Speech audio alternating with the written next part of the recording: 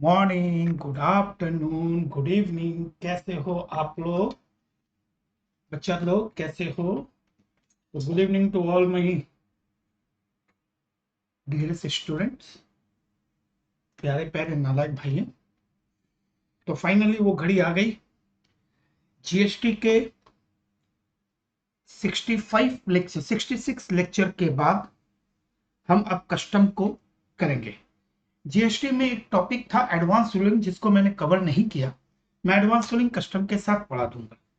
Custom में दिखने में लोगों को डर लगता है, बहुत बड़ा है, पर कस्टम बहुत इजी है, बहुत इंटरेस्टिंग है।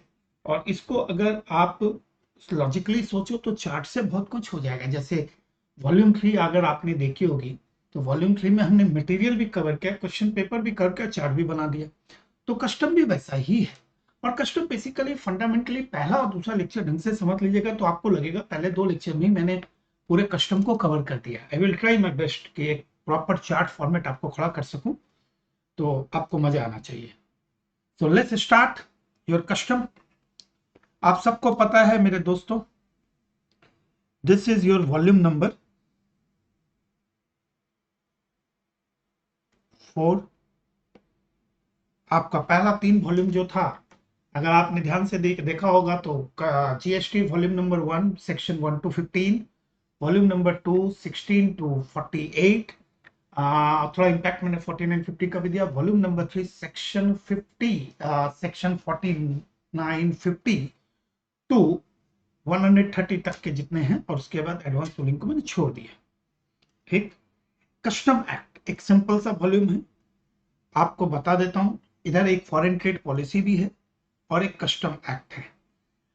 मैं सीएम में जाऊं तो मैं 25 नंबर का टोटल मानता हूं, पर ये जरूरी नहीं है। अगर नवंबर 23 के पेपर को देखो तो केवल 15 नंबर का कस्टम आया। ठीक है। तो जीएसटी भी इतना बड़ा हो जाता है, पूछने लायक इतनी सारी चीजें हो जाती है, तो कस्टम का कुछ नहीं, मैक्सिमम आप समझ लो। एफटीपी 5 नंबर, पर सीएमए में सेग्रीगेशन है, 20 का कस्टम और 10 का एफटीपी। तो ये बात को आपको देखना है। इसके सारे इंपॉर्टेंट चैप्टर मैंने थोड़ा सा वो कर दिया था, सॉरी मिस्टेक हो गई। इसके सबसे इंपॉर्टेंट चैप्टर मैंने ड्रॉ करके रखे, levy and collections, type of excise duty, valuation, baggage, warehouse and duty drawback इसी के भीतर है, रिफंड में आ जाएगा। और फॉरेन ट्रेड पॉलिसी एक अलग से, उसको समझ लो एकदम साइड कर देते हैं। थोड़ा थ्योरेटिकल है इसलिए थोड़ा बोरिंग हो जाता है, पर उपाय नहीं है, सिलेबस में है तो पढ़ना पड़ेगा। बाकी ये जो पेज देख रहे हो ना, इतने पेज तो देख रहे, इतना देखने की कोई जरूरत नहीं है। अभी आपको पड़ाक से पता चलेगा, इतने ये तुरंत हो जाएगा आपका। ठीक है ना। Valuation is very very interesting, बहुत मजा आएगा, पूरा प्रैक्टिकल अप्रोच है। ये तो सिंपल सिंपल टॉपिक है। इंपोर्टेशन एक्सपोर्टेशन जब आप यहाँ करूंगे तो बहुत सारी चीजें मैं यहाँ से सिखा दूंगा आपको। I literally love this topic, क्योंकि ये काफी इंपॉर्टेंट टॉपिक में से काउंट होता है। तो सॉरी, अगर मैं कस्टम एक्ट की बात करूं, this is a custom act 1962। जैसे इनकम टैक्स एक्ट 1961 है ना, वैसे है इनकम, वैसे ही उसी के बाद कस्टम आ गया था, कस्टम एक्ट 1962। खाली कस्टम एक्ट 1962 पढ़ने से नहीं होगा, साथ में आपको पढ़ना पड़ेगा। देखिए, कस्टम एक्ट 1962, साथ में आप पढ़ना पड़ेगा कस्टम टैरिफ एक्ट 1975। नाम वर्ड ही काफी है, 75 वर्ड से ही पता चल रहा है कि टैरिफ रेट की बात करेगा, ड्यूटी के रेट की बात करेगा। इसमें कुछ डेफिनेशंस मैंने दी है, पेज नंबर 9 10 11।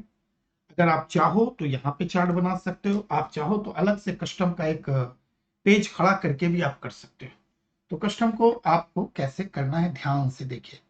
Let's start.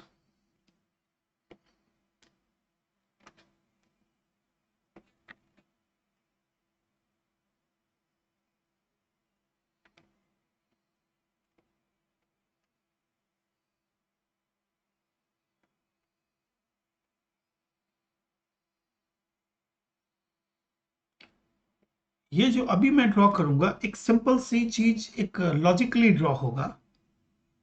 ये मैं इंडिया है और मैं इसको बेस लाइन मानता हूं। क्या मानता हूं? Base line. और जब मैं इसकी बात करता हूं तो मैं इसे कहता हूं इंडियन टेरिटोरियल वाटर।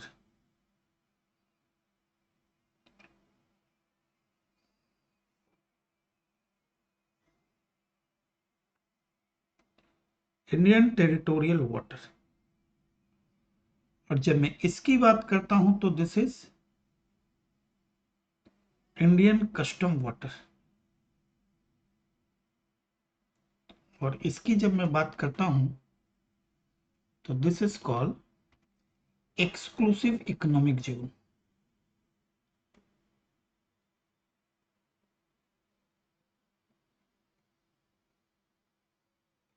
और जब मैं इसकी बात करता हूं तो हाई सी, अगर आपको याद होगा नेगेटिव लिस्ट जब पढ़ रहे थे तो उसमें हाई सी का 8वां नंबर पॉइंट जो था हाई सी को लेके था। इसमें आपको क्या ध्यान रखना है, this is your 12 nautical miles from base line. ऐसे ये देखा जाए तो 24 नॉटिकल माइल्स की बात करता है और ये 200 नॉटिकल माइल्स की बात करता है। पर कभी जब कस्टम पढ़ने आओगे तो बड़ा इंटरेस्टिंग, आपको कुछ फैक्ट एंड फिगर जब आप देखोगे तो बड़े interesting facts and figure start होते हैं। क्योंकि अगर मैं कस्टम में जाऊं और कस्टम में जब मैं डायरेक्ट टैक्स में मैं रेसिडेंशियल स्टेटस जब कैलकुलेट करता हूं तो व्हेन आई से physically present India for at least 182 days, तो इंडिया का मतलब वहां पे 12 नॉटिकल माइल्स है। पर जब मैं कस्टम में आता हूं तब ये कहता है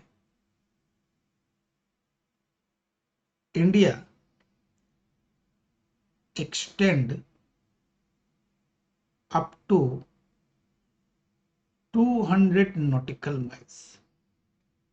अब आप अगर इस बारे में सोचो तो 200 nautical miles from the base line, base line से 200 नॉटिकल माइल तक इंडिया है। बोलो ओके सर। तो 200 नॉटिकल माइल्स तक इंडिया है, उसमें साथ में ये वर्ड यूज कर देते इंक्लूडिंग। इंक्लूडिंग अब ये 200 नॉटिकल माइल के भीतर ही तो आता है, including Indian territorial water and Indian custom water. ये डेफिनेशन ऑफ इंडिया है क्योंकि कहीं ना कहीं हमें पावर ऑफ कस्टम ऑफिसर को भी रखना पड़ता है। तो जब मैं बात करता हूं इंडियन टेरिटोरियल वाटर की तो थोड़ा ध्यान से सुनिएगा, ध्यान से सुनिएगा। ये सुनने को 200 नॉटिकल माइल्स है पर ऐसा नहीं है। अप टू 12 नॉटिकल माइल कहता है all provision of custom act. Custom act के जितने भी प्रोविजन हैं, जितने भी ABCD will be applicable.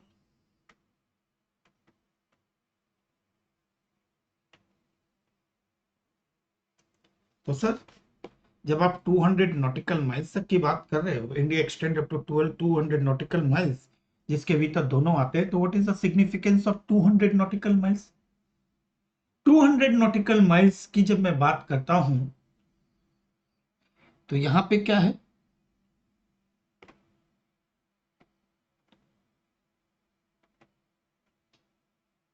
Custom officer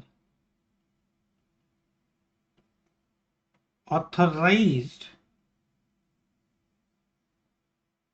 यहां पे इस 200 नॉटिकल माइल्स तक जाने का केवल एक ही रीजन है कि custom office authorise to search. अगर उन्हें लग रहा है कि आप कुछ प्रोहिबिटेड गुड्स या अनवांटेड गुड्स लेके जा रहे हो तो मैं आपको सर्च भी कर सकता हूं, सीज कर सकता हूं। यानी कि पावर ऑफ कस्टम ऑफिसर कहां तक है? The power of custom officer is still 200 नॉटिकल माइल। ठीक है ना, अरेस्ट। ठीक है ना, बट यहां पे सबसे बड़ी बात क्या है, any other provision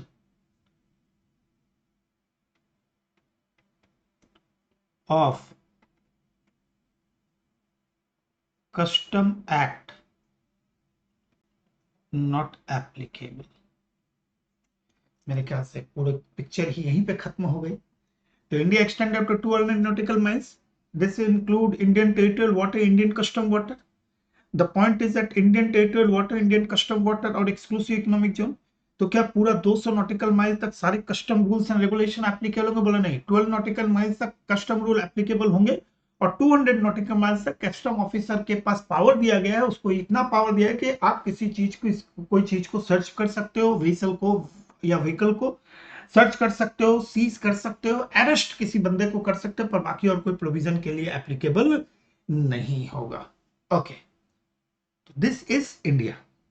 I hope एकदम क्लियर कट प्रोविजन है। तो कहीं ना कहीं एक बात तो आ रही है कि रियल इंडिया तो 12 नॉटिकल माइल्स है। अभी मैं प्रूफ भी कर देता हूं आपको, मैं आपको प्रूफ करता हूं, देखो।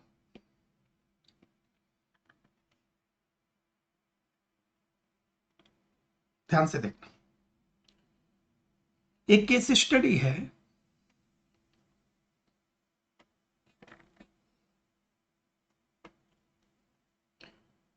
गार्डन सिल्क मिल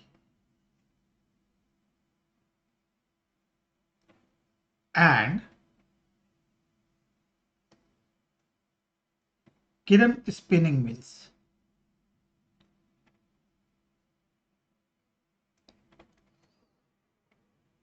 और सुप्रीम कोर्ट की वर्डिक्ट है तो है, पर सुप्रीम कोर्ट की भी है ना। देखो क्या बोलते हैं, इंपोर्ट स्टार्ट वंस, जीएसटी में समझाया था, once goods enter into, import start once goods enter into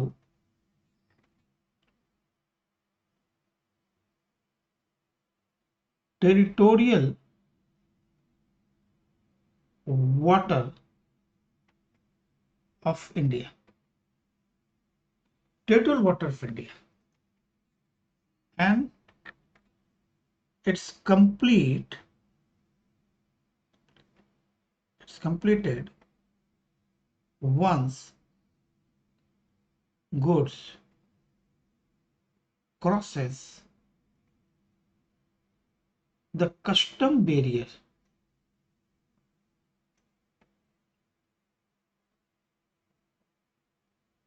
crosses the custom barrier and mixing with mass of goods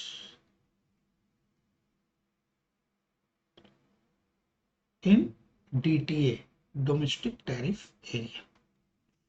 ये है, इस पॉइंट को ऐसे समझो, स्टार्ट एक पॉइंट है एंड इट्स कंप्लीटेड।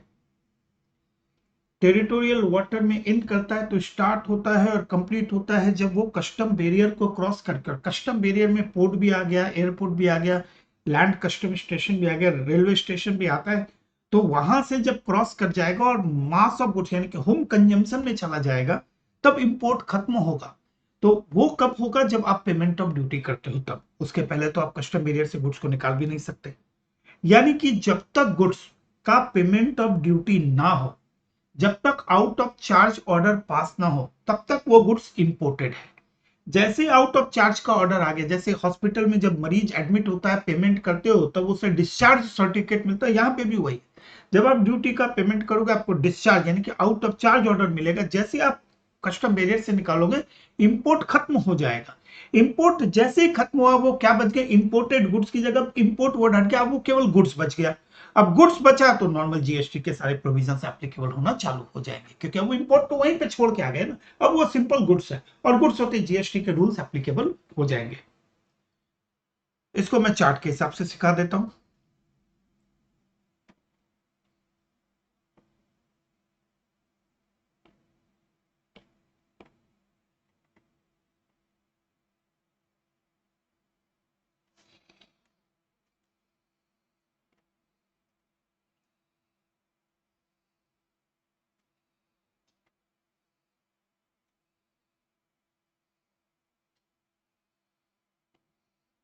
मान लीजिए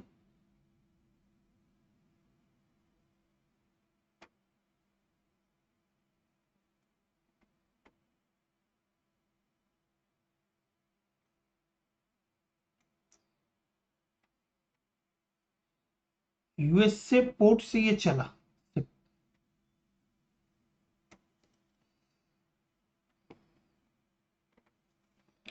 ये आपको पता ही है,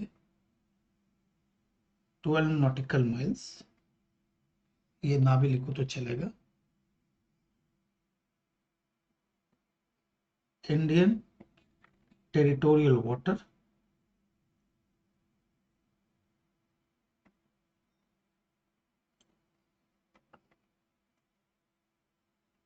इंडियन कस्टम वाटर,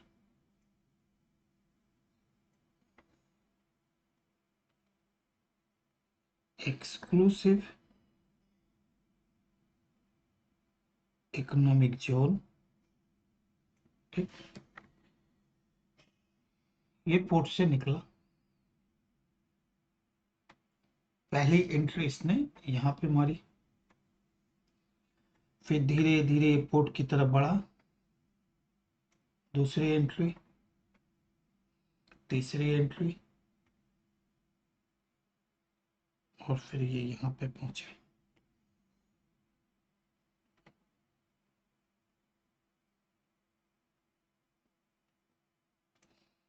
मान लो ये पोर्ट है, ध्यान से देखिएगा, this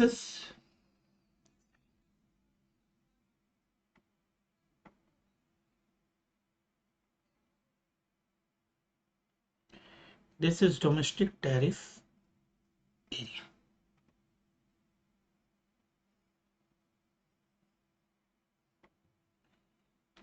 This is your point number 1.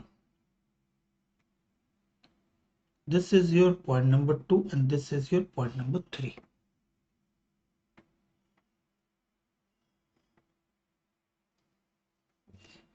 Point number 1 को मैं कहता हूं स्टार्ट,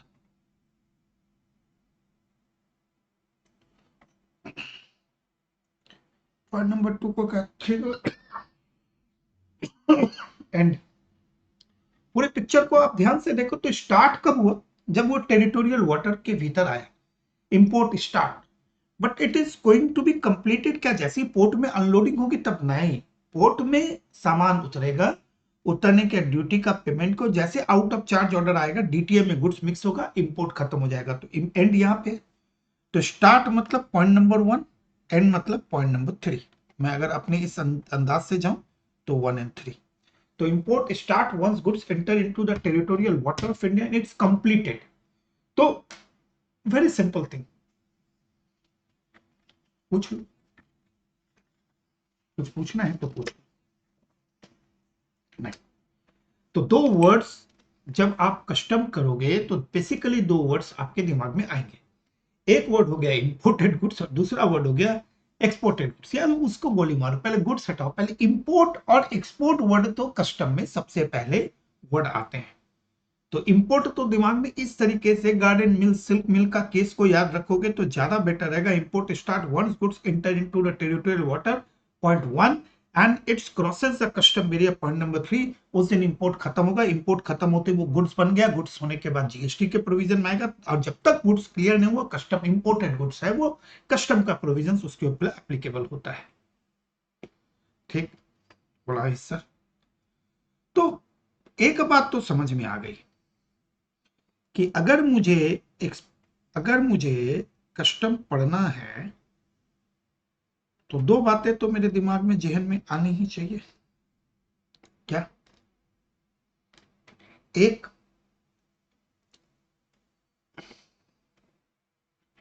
इंपोर्ट और इंपोर्ट, बहुत ज्यादा कुछ नहीं है। अगर मैं कस्टम की भाषा में, मैंने तो अपनी भाषा बताई, अगर मैं कस्टम के वर्ड्स के हिसाब से जाऊं, bringing the goods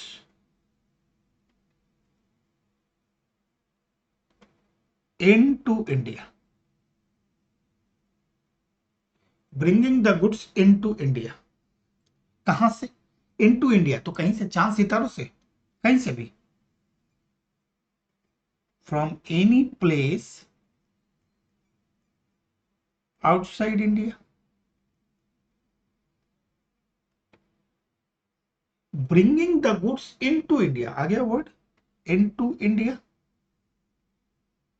from any place, कहीं से भी, दुनिया के किसी भी कोने से, from any place outside India. सबसे इजी डेफिनेशन। मैं बेकार में इतना बड़ा कहानी में चला गया। क्या गुरुजी,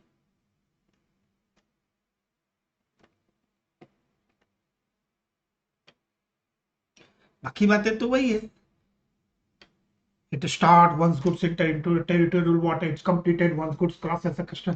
Bringing the goods into India from a place outside India. तो डेफिनेटली इससे एक्सपायर कौन होगा? एक्सपोर्ट।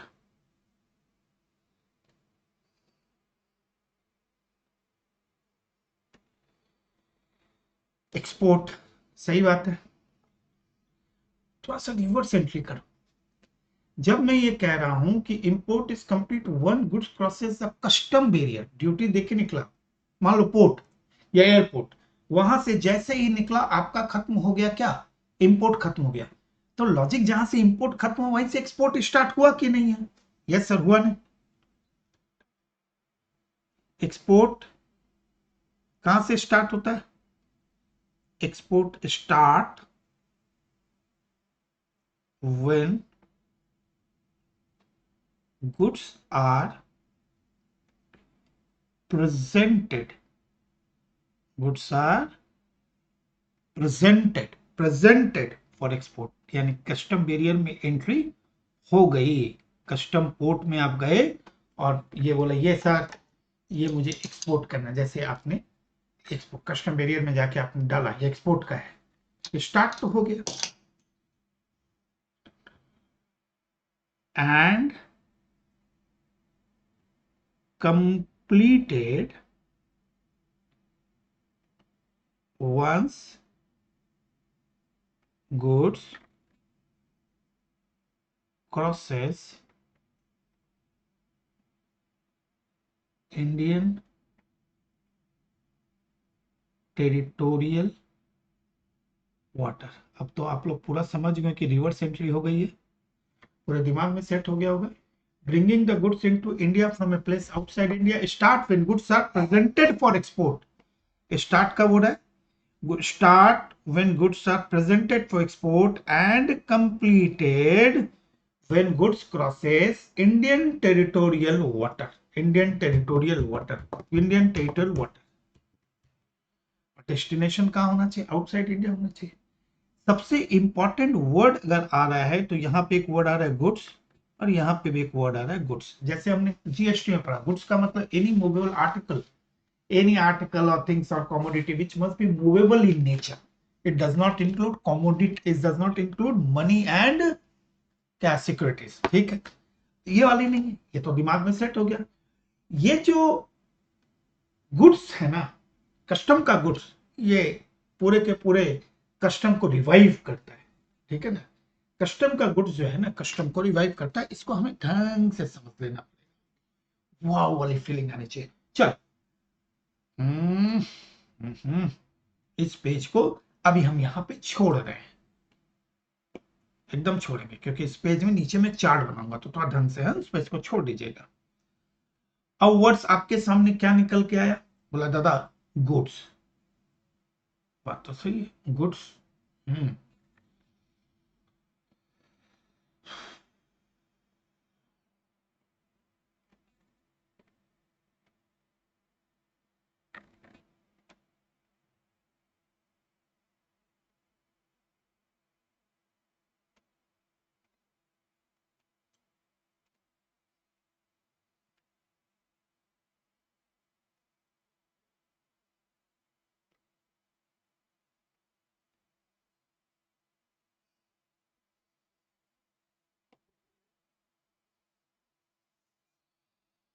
देखने में छोटा सही लग रहा होगा, एकदम छोटा सही।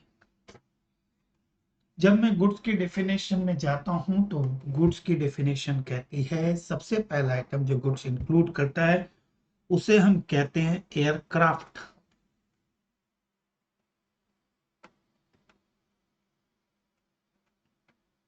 Vehicle, and vehicle. यहाँ पे लफड़ा चल रहा था, यानी कि एयरक्राफ्ट व्हीकल एयरक्राफ्ट गुड्स की। अब आपका लफड़ा है सर, यूएसए से चाइना से बड़े बड़े कंटेनर आए, व्हीकल में ही तो आएंगे ना, या बड़े जहाज में आए, और वो आए पोर्ट पे एंट्री किए, पोर्ट पे एंट्री किए, वो तो गुड्स हो गया फिर तो। अरे बावले, goods include aircraft vehicle and vehicle है। इसका मतलब ये थोड़ी जो बड़े बड़े जहाज आके यहाँ अनलोड करते हैं वो गुड्स हो गए, उनके ऊपर भी ड्यूटी है, नहीं। क्योंकि एयरक्राफ्ट व्हीकल और व्हीकल में आपको ये समझना पड़ेगा कि इसके दो रूप हैं, रूप नंबर 1 और रूप नंबर 2। हम इसको गुड्स कब कहेंगे, हम इसको गुड्स कब कहेंगे, क्योंकि गुड्स के डेफिनेशन में तो मुझे गुड्स तो बोलना पड़ेगा ना। बोला हाँ सर, या तो ये एज ए गुड्स है या नॉट एज गुड्स, क्योंकि वो तो डेली आते हैं, लाखों की तादाद में आते हैं। एयरक्राफ्ट भी आता है, व्हीकल भी आता है, व्हीकल भी आता है, लाखों की तादाद में। गुड्स कब होगा, कब हम मैं एयरक्राफ्ट व्हीकल और व्हीकल को गुड्स कहूंगा, एज गुड्स कब बोलूंगा, इट ब्रॉट इनटू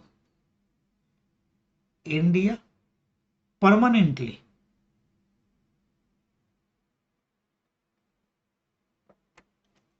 इंडिया ले आए परमानेंटली, अब वो इंडिया में ही आएगा, वो गुड्स है। और वो सामान अनलोड करेगा और भाग जाएगा, वो गुड्स कैसे हुआ, it is coming to India for loading unloading. आएगा, सामान लोड करेगा, ठीक है ना, लोडिंग अनलोडिंग ऑफ गुड्स और पैसेंजर। लोग भी तो जाते हैं ना, खाली गुड्स के बारे में क्यों सोच जाते हैं। तो वो बेसिकली उसका काम क्या है, loading unloading goods and passenger. तो वो एज ए कन्वेंस ही तो हुआ है, लोडिंग अनलोडिंग ऑफ गुड्स। ये बहुत ही गंदा वर्ड मैंने लिखा है, लोडिंग अनलोडिंग ऑफ गुड्स होगा, मैं तो कुछ पैसेंजर को भी लोड अनलोड करा। गजब हो सर, गजब। ठीक है, गलती हो गई यार। तो लोडिंग अनलोडिंग ऑफ गुड्स और और एम्बार्किंग,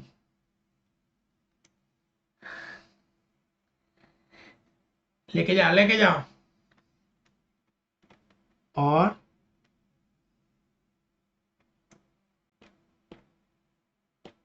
डिसएम्बार्किंग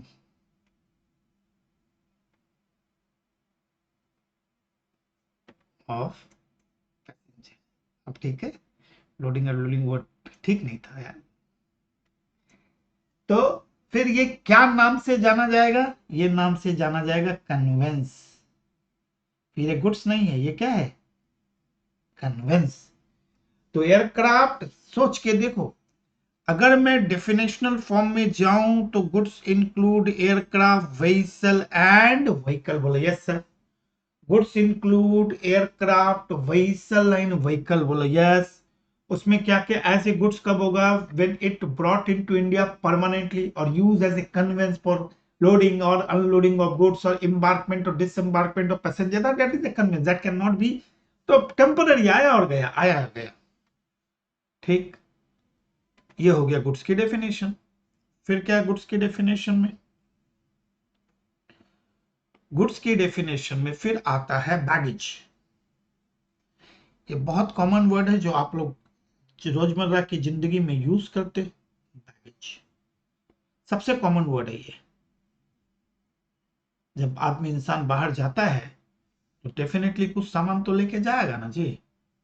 नहीं सर वहीं से उठा के ले आएंगे सब कुछ, तो पकड़ ही लेगा तुमको, ज्यादा होशियार मत बनो। Okay, baggage. अब बैगेज का मतलब क्या होता है, बैगेज का मतलब अगर मुझसे कोई पूछे तो मैं क्या बोलूंगा, व्हाट इज बैगेज भैया, तो मैं बोलूंगा बिलोंगिंग ऑफ पैसेंजर, पैसेंजर के सामान को हम क्या कहते हैं, बैगेज का मतलब ही तो बिलोंगिंग है, ये आपका जो है वही belonging of the traveller, passenger बोलूं नहीं, बिलोंगिंग ऑफ ए ट्रैवलर ज्यादा प्रॉपर वर्ड है, ट्रैवलर। पैसेंजर भी हो सकता था पर ट्रैवलर के काम आएगा कि सारी चीजें वही करो जो आगे काम आए। तो शाहरुख खान की तरह बैग उठा के भाग रहे हैं, लेके आ रहे हैं, वो belonging of A traveller, that is called baggage. ठीक है, बैगेज वर्ड बहुत सिंपल है, पर अगर मैं बैगेज के वर्ड की डेफिनेशंस को और एक्सटेंड करूं तो ये कहता है बैगेज इंक्लूड्स, बैगेज सिंपल लगता है, बैगेज इंक्लूड्स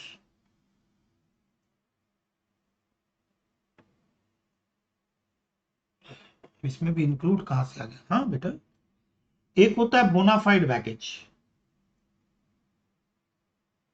वेरी कॉमन, ये बहुत ही कॉमन वर्ड है, और एक होता है अदर्स। बोनाफाइड बैगेज किसको कहते हैं, अगर आपसे कोई पूछे व्हाट इज बोनाफाइड बैगेज, तो बोलते हैं goods already in use, toothpaste, brush, gel, ये सब आप नॉर्मली कपड़े ये सब आप लेके जाते हो, goods already in use by passenger. अब यहाँ पे मैं word use passenger word use कर रहा हूँ, जो रोजमर्रा में आप यूज करते हो, लेके तो जाओगे ना, हर आदमी अपने घर से टॉवल तक लेके जाता है, तो ये goods already in use by passenger है ना दोस्त, याद रखना, नॉट चार्जेबल टू ड्यूटी है ये, इसके ऊपर कोई ड्यूटी नहीं लगती है। इसलिए जो लोग नियर बाई बॉर्डर एरिया में रहते हैं, जैसे नेपाल उपाल में रहते हैं, जब वो लोग बाहर उधर से आते हैं तो एक लगेज सस्ता मिलता है, तो लगेज उठा के ले गए भंसार, यानी कि वहां टैक्स देना पड़ता है, तो लोग लगेज के ऊपर खोली वोली लगा लेते हैं, सर पुराना है, पहले से यूज ही कर रहे थे। हाँ। यानी कि अदर्स, जो रोजमर्रा का नहीं है, यानी कि इन यूज नहीं है, इसका मतलब आप लेके आ रहे हो, तब क्या होगा, other, duty is not chargeable up to, जैसे आप इनकम टैक्स में पढ़ते हो ना, 2.5 लाख 3 लाख 5 लाख, वैसे ही या नए में 3 लाख 7 लाख, वो अप टू एग्जम्पशन लिमिट जिसको बोलते हैं, कि पढ़ना पड़ेगा, बैगेज चैप्टर में आपको मिल जाएगा कि कितना बोनाफाइड बैगेज के ऊपर तो ड्यूटी, जो आप रेगुलर यूज करते हो, यूज ऑलरेडी इन यूज, उस पर कोई ड्यूटी नहीं है, पर आप जो बाकी जो चीजें लेके आ रहे हो, बाहर से कुछ सामान लेके आ रहे हो, तो ड्यूटी इज नॉट चार्ज, ऐसा नहीं कि लगा ही देगा, duty is not charge up to, वैसे ये क्या है, अप टू एग्जम्पशन लिमिट। ठीक है ना, अब लड़का बोलेगा अच्छा उसके बाद, उसके बाद कहानी में ट्विस्ट आ जाता है, फॉर एक्सेस बैगेज, मान लो 50,000 की लिमिट, एग्जांपल ले रहा हूं, तुम 1 लाख का सामान ले आए, for access baggage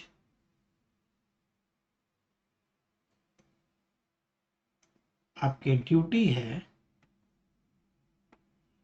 flat 30%, sorry 35%,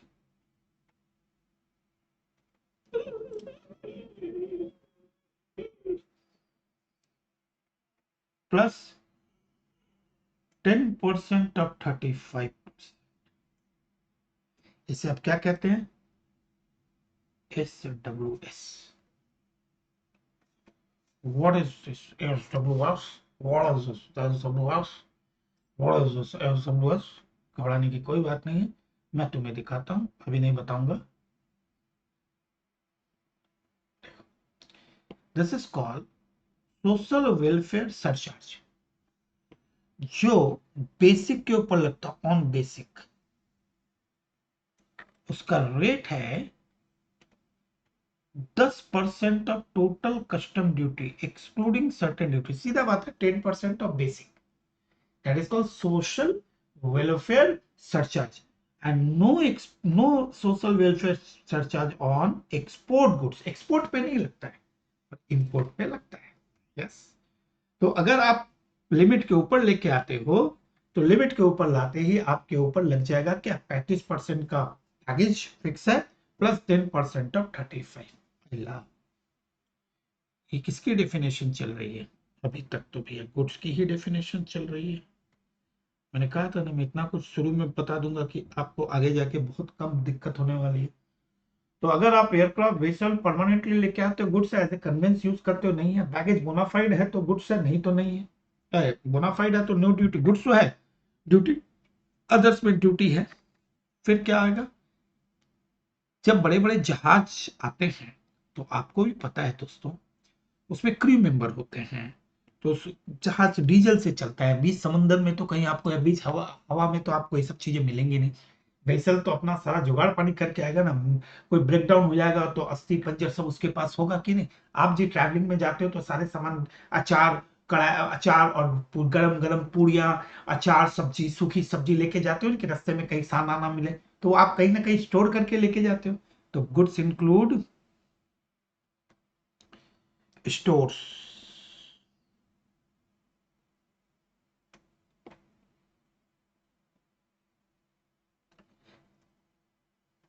include what? Goods के भीतर क्या आ गया? व्हीकल, व्हीकल, एयरक्राफ्ट, फिर क्या आ गया? बैगेज, फिर क्या आ गया? स्टोर्स। स्टोर्स का मतलब क्या होता है?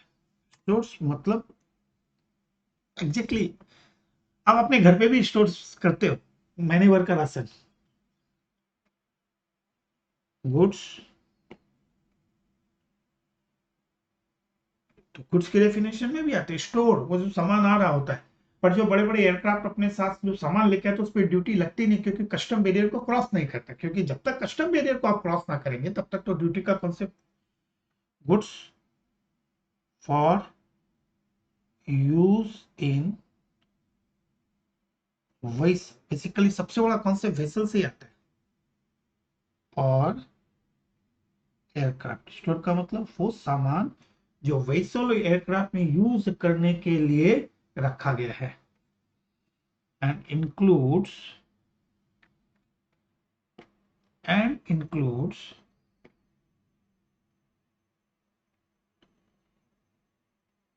ए, सबसे इंपॉर्टेंट चीज क्या होती है?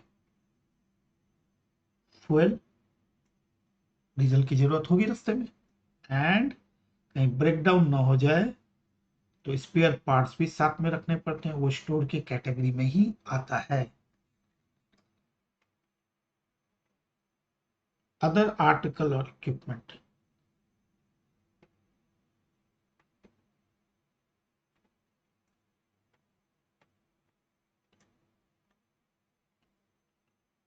अदर आर्टिकल और इक्विपमेंट, वेदर, अब वो जो सामान हो सकता है जो स्पेयर पार्ट्स वो यूज ही नहीं हुआ या अभी नहीं हुआ, बाद में हुआ,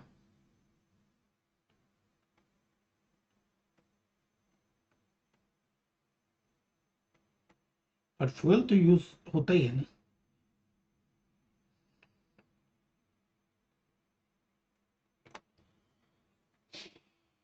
मुझे नहीं लगता इसके बाद कभी जिन आपको लाइफ में कभी भी गुड्स की डेफिनेशंस को कभी दिक्कत होने वाली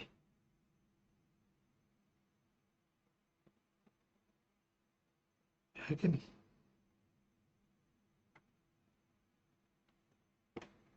तो उसमें क्या क्या आ गया? एयरक्राफ्ट वेसल, उसमें भी दोनों कॉन्सेप्ट दे दिया, परमानेंटली और temporary. Baggage, bona fide orders, stores जो for use in vessel aircraft, उसमें स्पेयर पार्ट्स और फ्यूल तो सबसे इंपॉर्टेंट आइटम।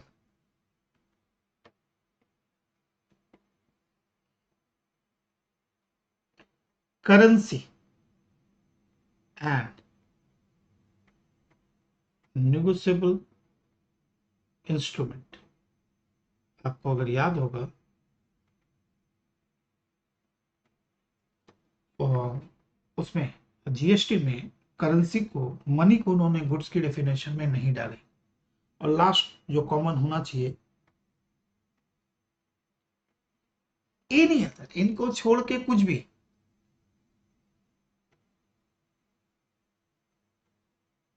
पर इंपॉर्टेंट क्या है? मूवेबल, क्योंकि जब तक कोई चीज मूवेबल नहीं है गुड्स की डेफिनेशन में आ नहीं सकती।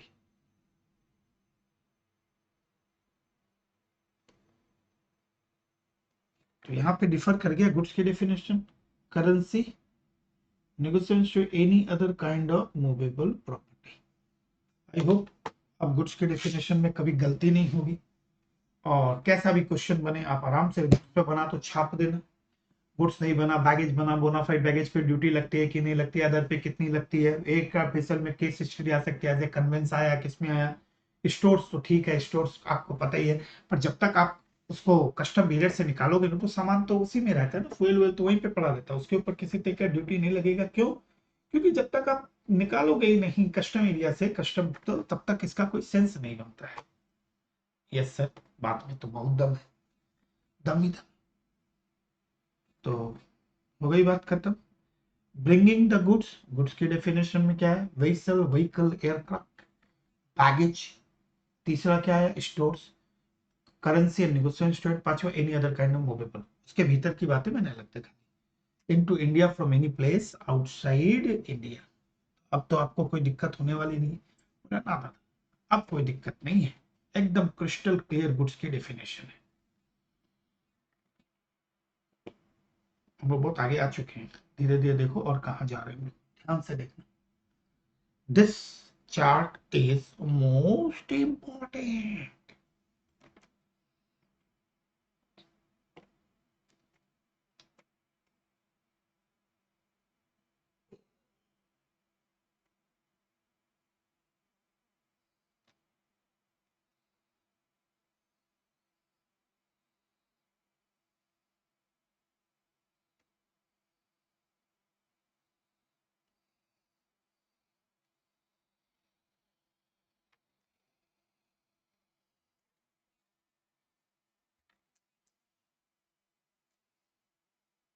मैं इसको थोड़ा बड़ा कर रहा हूं क्योंकि सारा खेला यहीं का है,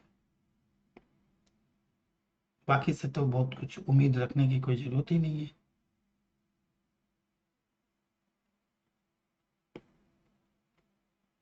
दिस इज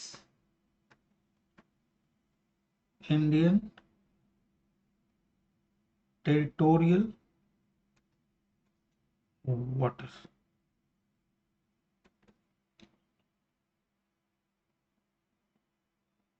इंडियन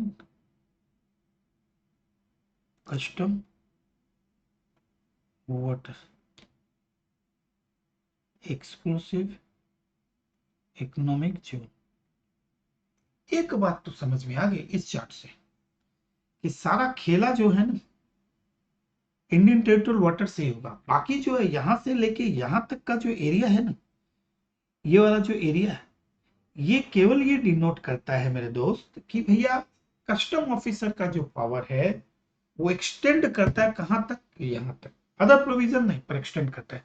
पर इसके भीतर मेरीटाइम जोन में कुछ एरिया है, जैसे मान लो एक्सक्लूसिव इकोनॉमिक जोन में अचानक इंडिया को पता चला कि भैया वहां पे तेल के खजाने मिल गए, तो वहां जाके जैसे गोदावरी बेसिन है वहां जाके वो अगर करते हैं और वहां से लेके आते हैं तो उस पर्टिकुलर पॉइंट में ये फायदा होता है कि India extend up to exclusive economic zone. तो वहां पे से तेल क्रूड को निकाल के अगर इंडिया में लेके आ जाता तो आप नहीं बोल सकते कि सर वो तो 12 नॉटिकल माइल के बाद, इंडिया की डेफिनेशन लॉजिकली तो 200 नॉटिकल माइल तक ही है। तो वहां से जो सामान लेके आ रहा है वो भी उस स्पेसिफाइड जोन से, तो वो भी क्या है, इंडिया ही माना जाएगा, उस पर इंपोर्ट एक्सपोर्ट का कॉन्सेप्ट नहीं आएगा। नहीं तो जीएसटी में रजिस्ट्रेशन की बात आती है तो कहते हैं नियरेस्ट, जिस पोर्ट, जो नियरेस्ट पोर्ट स्टेट का पोर्ट है वहां पे। ओके, अब यहां से एक पॉइंट को समझो, स्टार्ट। ये इंडियन टेरिटोरियल वाटर है, इंडियन कस्टम वाटर है, exclusive economic zone, yes sir है, कोई डाउट नहीं है, नहीं एकदम डाउट का तो कोई बात ही नहीं है।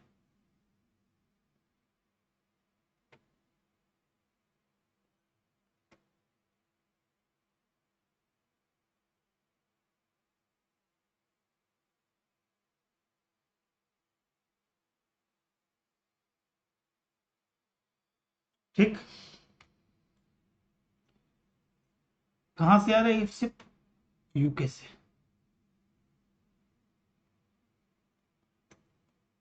इसमें एक आदमी बैठा,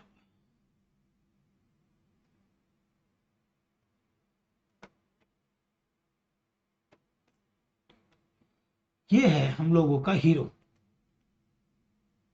हम लोग इसे कहेंगे PIC, पर्सन इन चार्ज।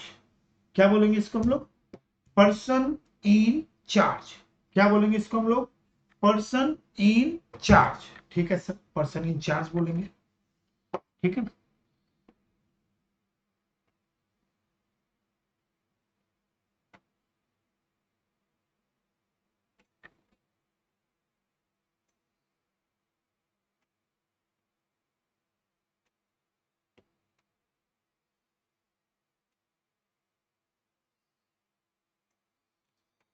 सबको अब आप लोग हीरो बन चुके हो। ये पॉइंट नंबर 1 है, ये पॉइंट नंबर 2 है, और रियल में पॉइंट नंबर 3।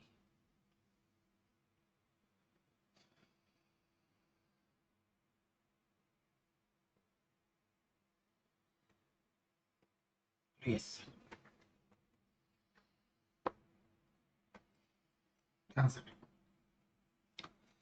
ये बातें तो हो गई पर्सन इंचार्ज को लेके। जो पर्सन इंचार्ज है वो who is a person in charge? आओ थोड़ा सा रुक जाओ। वेसल के लिए कैप्टन है, एयरक्राफ्ट के लिए कमांडर इन चीफ है, रेलवे के लिए गार्ड है, व्हीकल के लिए any other person who is controlling the vehicle. तो पर्सन इंचार्ज बहुत लोग हो सकते हैं। मेन मुद्दा क्या है? मेन मुद्दा है, ध्यान से देखो,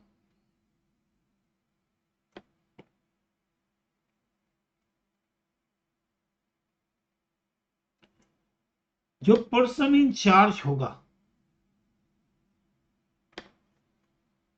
वो तो पानी में है, तो दूर है भी। वो एंट्री करेगा, एंट्री करता है पोर्ट में, पहले 12 नॉटिकल माइल्स में आएगा। वो एंट्री करना चाहेगा कि पोर्ट पे मुझे 2 तरीके के जहाज आएंगे, जो यहाँ पे खाली आएंगे, खड़े होंगे, एंकरिंग करेंगे, चले जाएंगे। वो दूसरे जहाज होंगे जो यहाँ आएंगे, सामान वामान अनलोड करेंगे, फिर से लोड अनलोड करेंगे, लोड करेंगे, दोनों तरीके के होंगे। तो ये पर्सन इन चार्ज जो है ना, बड़ा ही इंटरेस्टिंग आदमी है भैया। ये सबसे पहले क्या करेगा, ध्यान से देखना।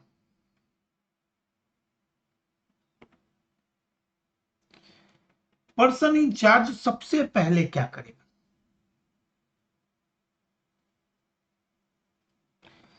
सबसे पहले ये फाइल करेगा, जिसको हम लोग क्या बोलते हैं यार, सॉरी, इंपोर्ट जनरल मैन्युफेस्टो, या फिर इंपोर्ट रिपोर्ट।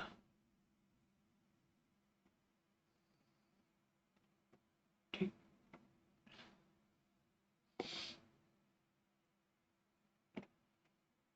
इसको हम लोग क्या कहते हैं, याद रखना। इसे हम लोग कहेंगे आईजीएम या IR.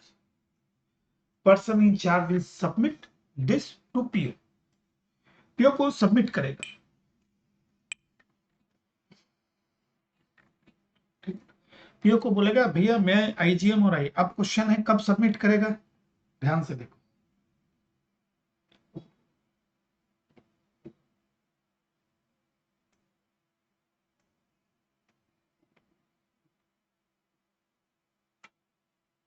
Aircraft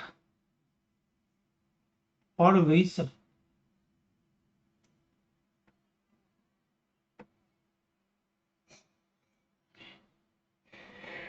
vehicle,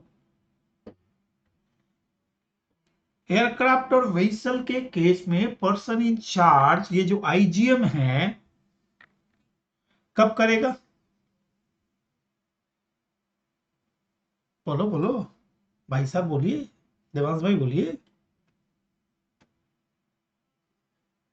prior to arrival. सब इलेक्ट्रॉनिकली हो जाता है। पहले टेलीग्राम में हो जाता था, अब ये सारी चीजें तो इलेक्ट्रॉनिकली हो गई है। ठीक है ना। व्हीकल और एयरक्राफ्ट, व्हीकल के केस में विद इन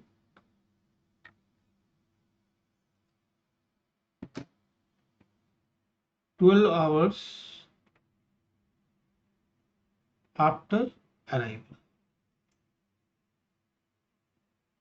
ठीक है। हो गया भाई साहब, सबमिट हो गया। क्या क्या सबमिट हुआ दोस्त, क्या क्या सबमिट हुआ मेरे भाई? सर आईजीएम और आईआर सबमिट हुआ, एयरक्राफ्ट और वेसल के केस में प्रायर टू अराइवल, और बाकी के केस में तो आपको पता ही है कि क्या करना है। तो सही है दोस्त, एकदम मस्त है। इसके बाद क्या होगा, ये किसको जमा हो रहा है? पर्सन इन चार्ज ये जो देगा वो किसको देगा? पर्सन इन चार्ज ये इंपोर्ट जनरल मैनिफेस्टो किसको देगा?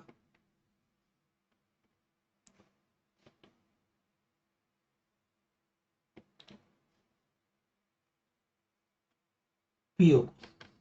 पीओ मतलब प्रॉपर ऑफिसर, कुछ याद मैंने एसीडीसी फीसी में पीओ, पूरे कस्टम में एक ही वर्ड याद रखो, पीओ। अब पीओ क्या करेगा, उसको जब मिल जाएगा PO, after receiving this, then what PO is going to do? PO बोलेगा भाई साहब एक काम करो, PO will issue entry inward. आओ आओ, लंगर लगाओ, सामान उतारो। एंट्री इनवर्ड को बोलते हैं ऑर्डर ऑफ अनलोडिंग। आइए, जेटी नंबर दिस पे या बे नंबर दिस पे अपना एयरक्राफ्ट लगाए, जेटी नंबर दिस पे आ गए, एंट्री इनवर्ड ई आई, कौन इशू करेगा? PO. PO PO PO PO issue कर दिया, बहुत अच्छी बात है। अब गेम में अब सर अभी तो इंपोर्टर कहाँ है? तो सही है, इंपोर्टर ही नहीं दिख रहा अभी तक तो। अब मेरे दोस्त इंपोर्टर की एंट्री हो रही है, एंट्री इनवर्ड अनलोड हुआ। अब जो मेन गेम प्लान है इंपोर्टर, मान लो ये कौन है इंपोर्टर,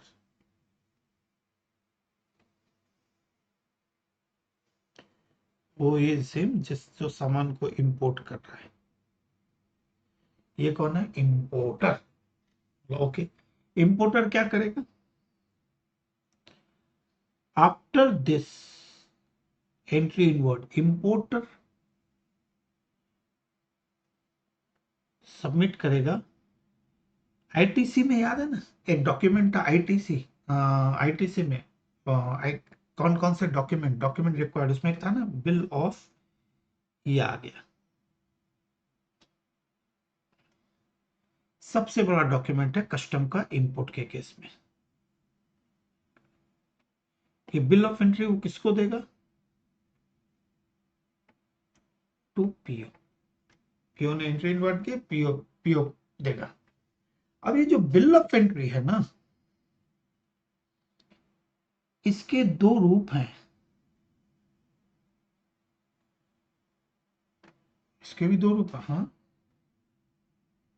आप जो जमा करोगे वो बिल ऑफ एंट्री, आप या तो बोलोगे होम कंजम्पशन, यानी कि अभी मैं ड्यूटी दूंगा और लेके जाना चाहता हूं,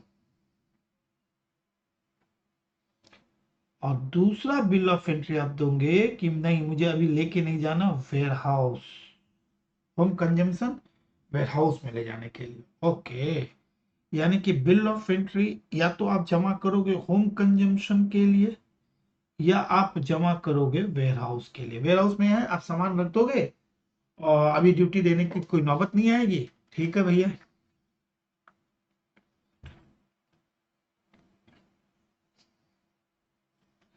तो होम कंजम्पशन का, तो मुझे सामान लेके जाना है, मुझे अभी जाना है, तो इंपोर्टर इस बिल ऑफ एंट्री को जमा करने के पहले क्या किया होगा? अपने गुड्स का असेसमेंट किया होगा, यानी कि prior to bill of entry उसने असेसमेंट किया होगा। हाँ दादा, असेसमेंट किया होगा अंडर सेक्शन 17 1 2 3 4 एंड 5, ये उसने असेसमेंट किया होगा। बोला एकदम किया होगा, या और अंडर सेक्शन 18 उसने असेसमेंट किया। इस दो असेसमेंट में क्या ऐसा है कि 1718 इसको हम लोग कहते हैं फर्स्ट चेक असेसमेंट और second check assessment. First check assessment और सेकंड चेक असेसमेंट। 18 को हम लोग कहते हैं प्रोविजनल असेसमेंट। याद आ रहा है ना, जीएसटी में भी था प्रोविजनल असेसमेंट। जब आप उस समय वैल्यू या ड्यूटी नहीं निकाल सक रहे थे तो आपने पीओ को कहा भैया मैं ड्यूटी निकाल नहीं सक रहा हूं, आप बता दीजिए, तो प्रोविजनली आपका असेसमेंट कर दे रहा था। वही है फर्स्ट चेक और second check assessment, provisional assessment, बहुत इंपॉर्टेंट। तो इसका मतलब ये हुआ ना कि आप गुड्स के जब आप बिल ऑफ एंट्री जमा कर रहे हो तो बिल ऑफ एंट्री में सारा डिटेल जाएगा, कहाँ से आया, व्हीसल का नाम क्या है, कौन सा नंबर है, कंट्री और ओरिजिन डेस्टिनेशन क्या है, उसमें क्या क्या गुड्स आए हैं, उसमें कौन कौन आए हैं, डिस्क्रिप्शन क्या है, क्या वैल्यू का है, वैल्यू के लिए आपको सपोर्टिंग डॉक्यूमेंट देने पड़ेंगे, उसके ऊपर रेट क्या है, ड्यूटी क्या है, ये सारी चीजें आप करके ही तो बिल ऑफ एंट्री जमा करोगे ना। और बिल ऑफ एंट्री में अमाउंट ऑफ ड्यूटी भी तो लिखा रहेगा ना, तो वो ड्यूटी आएगी कहां से, ये तो आप कैलकुलेट करो ना, फर्स्ट चेक और सेकंड चेक या प्रोविजन।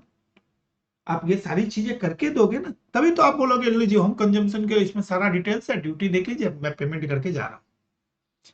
तो ये असेसमेंट हुआ। इस असेसमेंट को करते वक्त आपको ध्यान रखना पड़ेगा, आपको ध्यान रखना पड़ेगा क्या, वैल्यूएशन।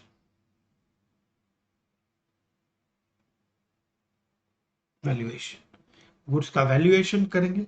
यस,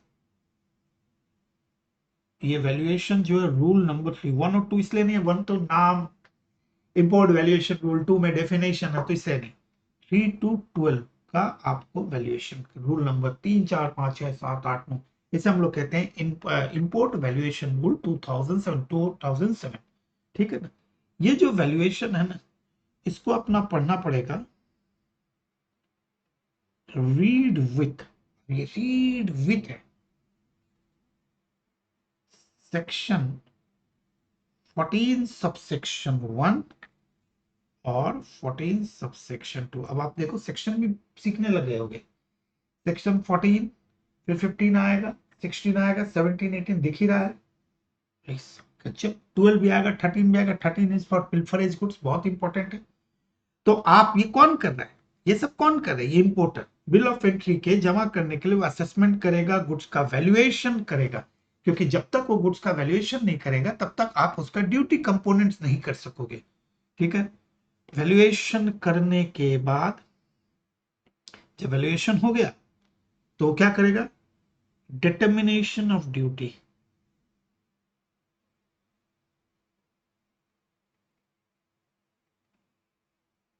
ड्यूटी को वो डिटरमाइन कर लेगा, तो ये मेरा ड्यूटी है। और ये क्या करेगा, वो टाइपराइटर नहीं होता है, पिन पॉइंट टाइपराइटर, आजकल तो सब इलेक्ट्रॉनिक हो गया है, इस सब में तो बहुत पुरानी पुरानी चीजें सिखा रहा हूं तुमको। Printed on bill of entry, ये पहले क्या होता था, अभी भी होता है, पिन पॉइंट टाइपराइटर से होता कि वो अमाउंट को फिर आप चेंज नहीं कर सकते। ठीक है सर। आपने अब बिल ऑफ एंट्री जमा हो गई, डिटर्मिनेशन ऑफ ड्यूटी हो गई। अब आपने क्या किया, बीओई दे दिया। बीओई के बाद आपने पेमेंट ऑफ ड्यूटी कर दी। पता चल गया अब आप पेमेंट ऑफ ड्यूटी कर रहे हैं। जैसे आप अस्पताल में नीचे कैशियर काउंटर में जाके आपने पेमेंट किया, वैसे ही वो बोलेगा थप्पा लगा, डिस्चार्ज पेमेंट ऑफ ड्यूटी कर दिया। कौन किया, इंपोर्टर।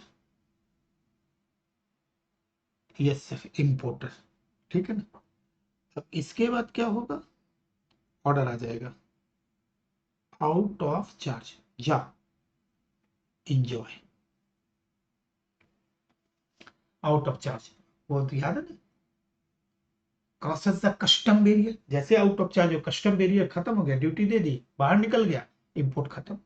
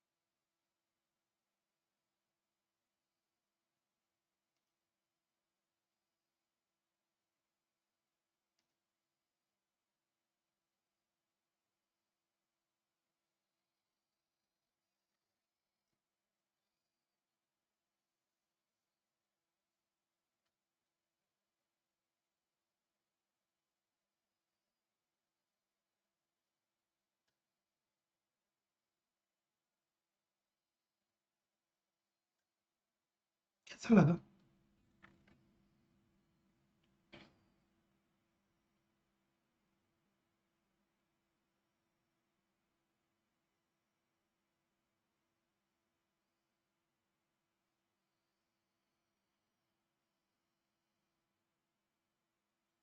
यहाँ ऐसी कोई चीज आई?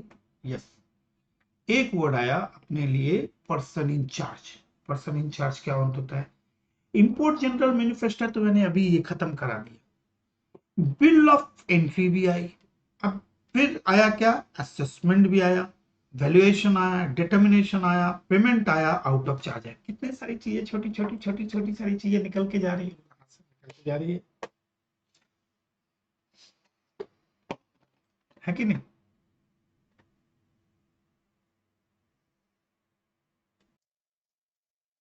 बोली मस्त से समझ में आ गया होगा सबको, है?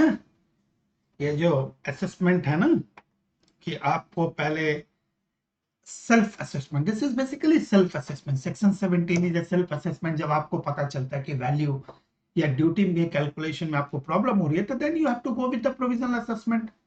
वैल्यूएशन जो होगा रूल 33 टू 12 होगा। दिस 14(1) एंड 14(2) ये है आपका 14(1) एंड 14(2). बेसिकली 1 के 2 आता है, यहाँ पे 2 के बाद 1 आता है। 2 is fix by the government and 1 is the transaction value, जो जीएसटी में पढ़ते हैं ना, ट्रांजेक्शन वैल्यू।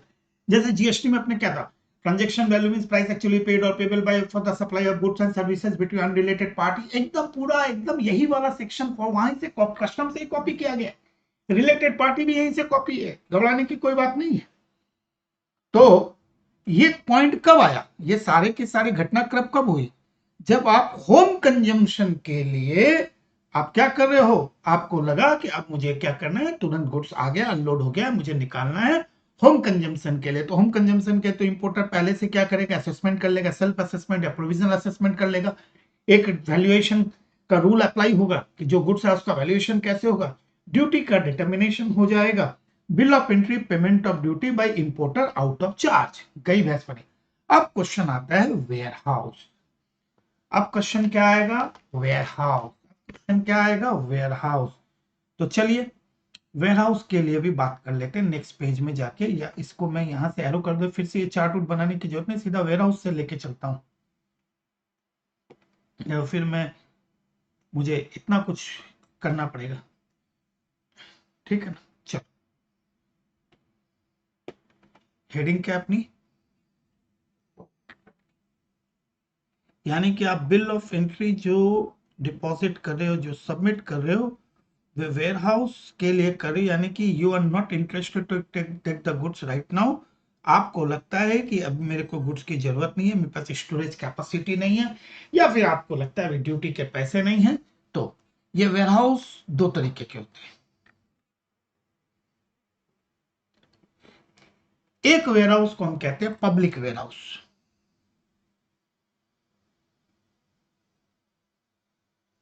और एक को कहते हैं प्राइवेट।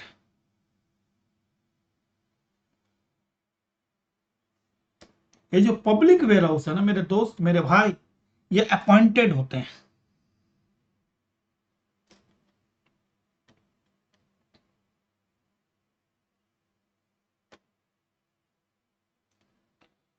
और जो पब्लिक वेयर हाउस है, सॉरी, पब्लिक वेयर हाउस, इसका लाइसेंस दिया जाता है। लाइसेंस, तो ठीक है भाई, लाइसेंस हो गया। तो वेयर हाउस में भी चीजें तो वही है ना। जब आप वेयर हाउस में गुड्स को लेके जाते हो, तो याद रखना वेयर हाउस के लिए भी आप बिल ऑफ एंट्री तो जमा करोगे ही ना। तो यहां पे मैं पहले ही यहीं पे कर देता हूं, नहीं, वेयर हाउस के लिए आप जो बिल ऑफ एंट्री जमा करते हो ना,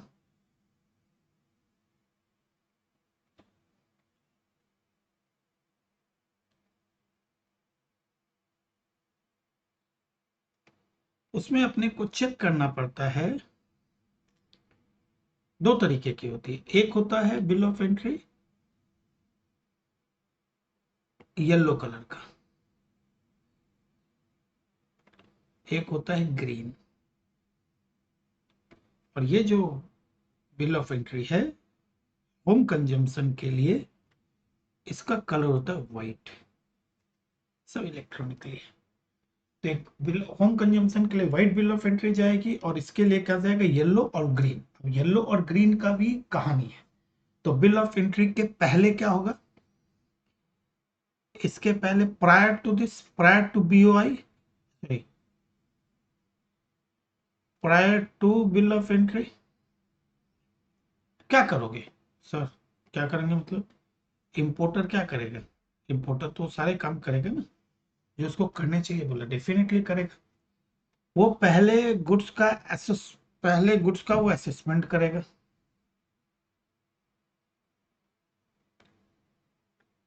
अंडर सेक्शन 17 या फिर 18, 17 या 18, 17 बेसिकली सेल्फ है, 17 और 18, 17 और 18, 17 is a self, 18 is a provisional. Yes sir. उसके बाद क्या करेगा प्रभु, उसके बाद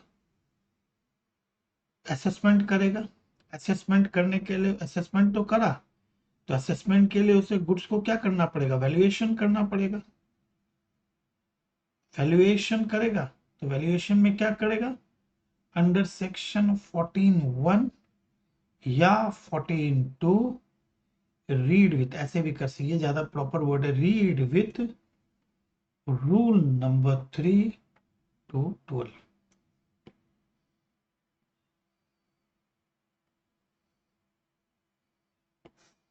हो गई बात खत्म। इसके बाद हेलो, वैल्यूएशन का determination of duty, behind the curtain चल रहा है। डिटर्मिनेशन ऑफ ड्यूटी, ड्यूटी का डिटर्मिनेशन करेगा, बोलो यस सर। अब ये जो डिटर्मिनेशन ऑफ ड्यूटी होगा, अब उस केस में तो पेमेंट हो गया था, पर यहां तो पेमेंट नहीं होगा, वेयर हाउस में जाना है। तो वेयर हाउस के लिए ये क्या करता है, execute a bond, that is a real picture, execute a bond. इसलिए वेयर हाउस को हम लोग क्या कहते हैं, रियल में इसका नाम होता है बॉन्डेड वेयर हाउस, क्योंकि बिना बॉन्ड के ये आपके गुड्स को रखेगा नहीं। कितना, ये कितना है, this is thrice the amount of duty,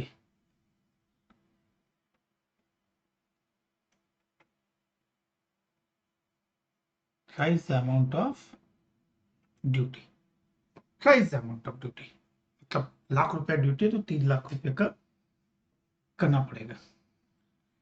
ठीक है, इस केस में आप जो कर रहे हो, इस केस में अभी जो कर रहे हो, इसमें आप येलो बिल ऑफ एंट्री जमा किए, बोलो ओके सर, बॉन्ड भी एग्जीक्यूट हो गया, सब कुछ हो गया। अब डिपार्टमेंट आपको परमिशन देगा, जा मुन्ना जा, अपने सामान को रख दे, goods kept in a warehouse, goods kept in a warehouse. ये जो goods kept in a warehouse है ना, ये 1 ईयर हो सकता है, 3 इयर्स भी हो सकता है, 5 इयर्स तक हो सकता है। उसमें दो कॉन्सेप्ट आते हैं, एक आता है SCZ का और एक अदर्स। वेयरहाउस पढ़ेंगे तो मैं बता दूंगा, 1 साल, 3 साल और 5 साल की बात करता है ये।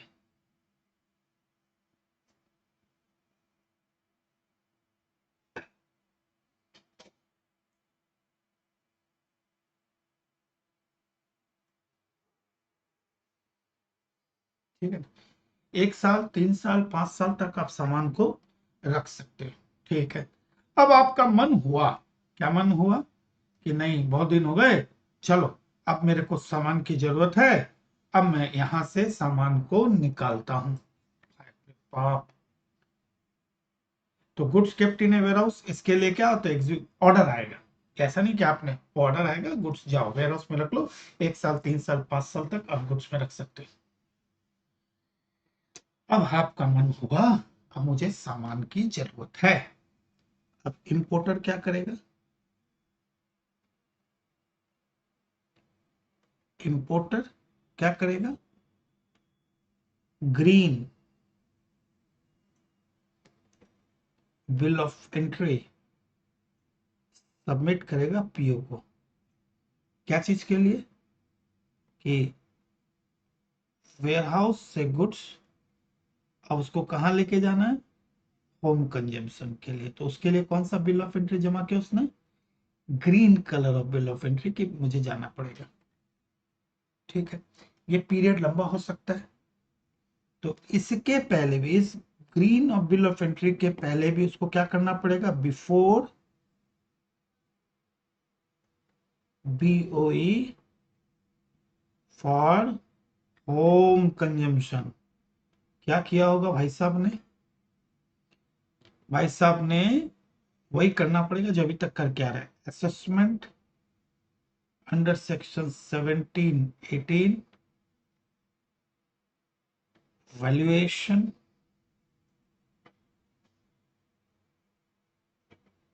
ठीक है ना, 14 subsection 1 to read with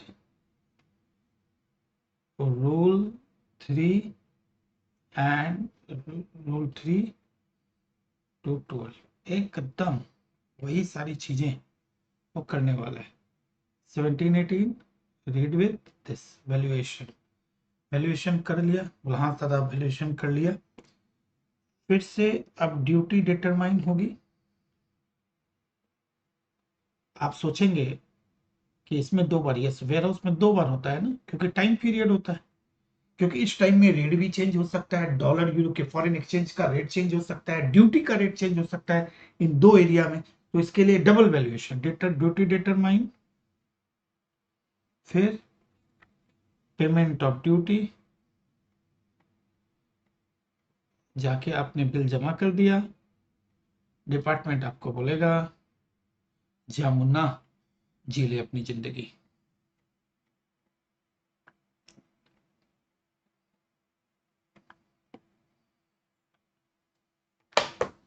out of charge, जा बेटा अपनी जिंदगी जी ले।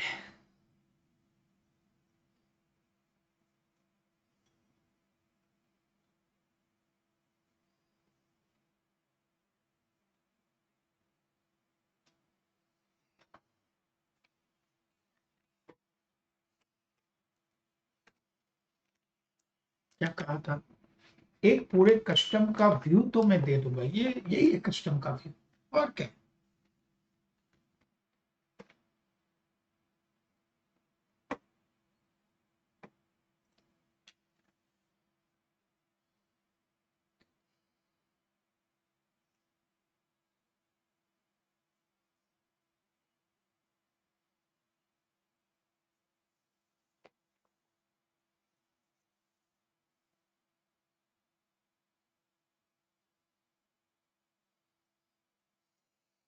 चलिए, तो सबसे इंपॉर्टेंट बंदा यहाँ पे कौन था? सबसे इंपॉर्टेंट बंदा जो मुझे दिखा वो था person in charge. Person in charge. चलिए, तो सबसे पहले मैं बात करता हूं पर्सन इन चार्ज कौन होता है।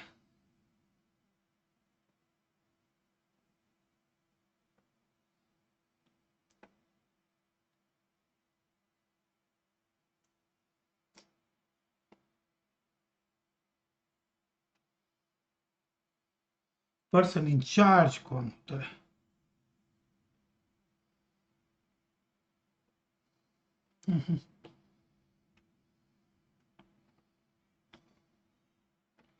चार लोगों को पर्सन इन चार्ज का दर्जा मिला है। अच्छा, लॉजिक की बात है। एक हो गया व्हीसल, यस सर। एक हो गया एयरक्राफ्ट, यस सर। एक हो गया रेलवे, यस सर, रेलवे भी हो गया। अदर वेसल लिख के अदर कन्वेंस लिख लो।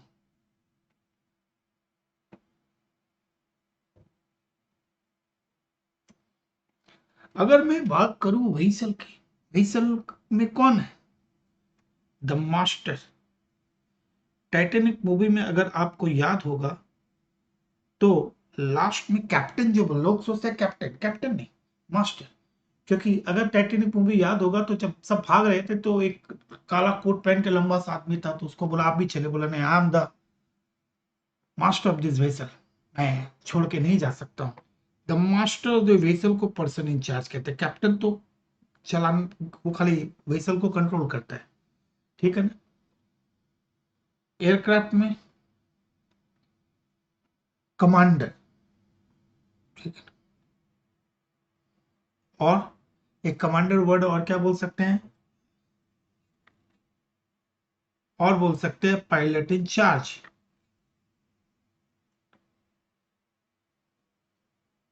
रेलवे में बड़ा इंटरेस्टिंग होता है गार्ड। आप गार्ड को कीमत नहीं देते, पीछे वाली बॉगी में खड़ा रहता है, पर जब तक वो हंडी झड़ी जब तक वो ऐसे झंडी हिलाता नहीं तब तक वो नहीं जाता है। और अदर कन्वेंस में anybody, basically driver.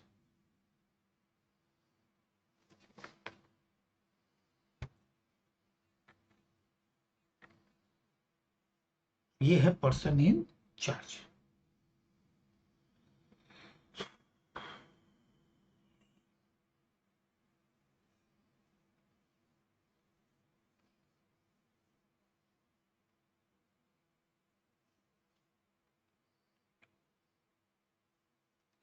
Done, give me 1 minute।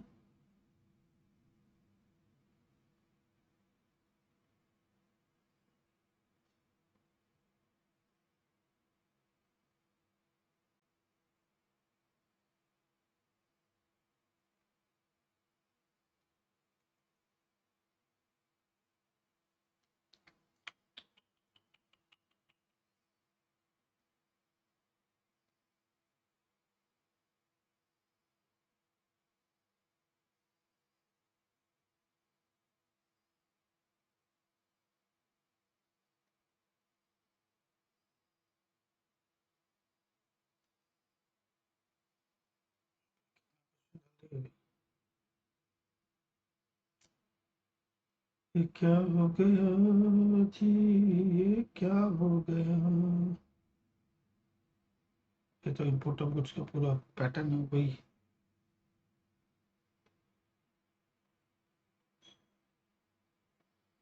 समझ में नहीं आया चक्कर क्या हुआ।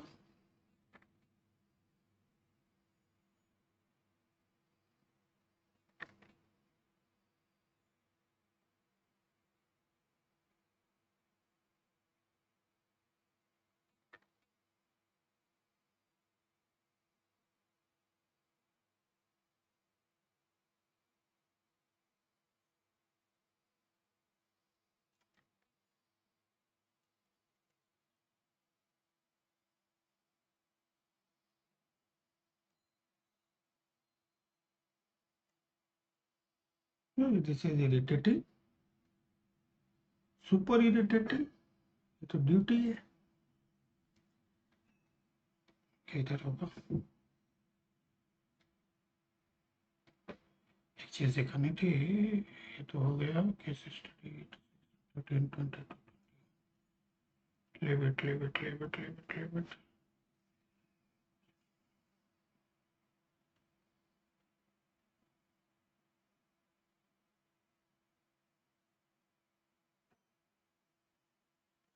ये तो कहाँ चला गया, देखो एक पेज है, पेज नंबर 13, ध्यान से देखना। Assessment of duty section 17, provisional assessment section 18, ये तो ऑडिट है। Determination duty and sets of article impose section 19, बहुत अलग किस्म का, कुछ नहीं है वो। ये दो सेक्शन है जो मैं बार बार लिख रहा हूं कि बिल ऑफ एंट्री को जमा करने के पहले इंपोर्टर क्या करेगा, सेक्शन 17 18 में तो आएगा। 17, ध्यान से देखो, इंपोर्टर हो या एक्सपोर्टर हो, सेल्फ असेस, बार बार चिल्ला चिल्ला के मैं बोल रहा हूं, ये सेल्फ असेसमेंट है। बोला हाँ दादा आप बोल रहे हो। verification of the entries made under section 46 and section 50 and the self assessment of goods examination testing by PO to determine whether the self assessment is proper। यानी कि वो कह रहा है कि भाई साहब जो पीओ होगा वो क्या करेगा, गुड्स को असेस माने and self assessment, examine, testing. Testing मतलब वाला टेस्टिंग हर तरीके की हो सकती है। Selection of cases for verification shall primarily be on the basis of risk evaluation, ठीक है। कॉलिंग फॉर इंफॉर्मेशन डॉक्यूमेंट, वो तो हमेशा सीआईडी है, from importer exporter by PO for verification of self assessment and such person shall produce such document. Reassessment of duty, if the self assessment is not done correctly, reassessment contrary to self assessment, proper officer to pass speaking order within 15 days from the date of reassessment of bill of entry of shipping bill.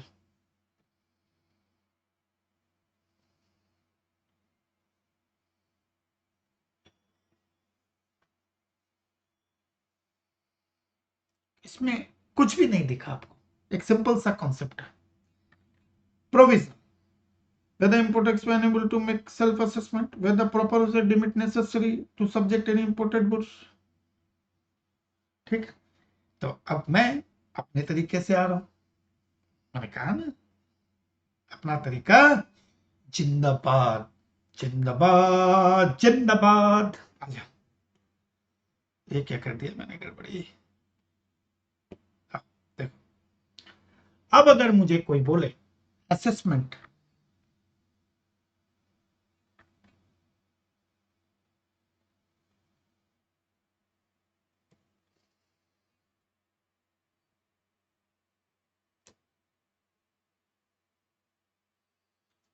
आप सोच रहे होंगे दादा कहां से मैं वो chart को एक्सप्लेन कर। अगर मैं सबसे पहले जाऊंगा तो मैं असेसमेंट के दो पार्ट में जाऊंगा,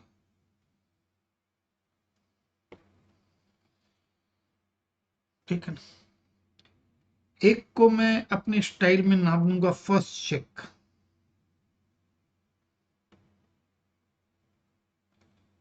एक को मैं नाम दूंगा सेकंड चेक,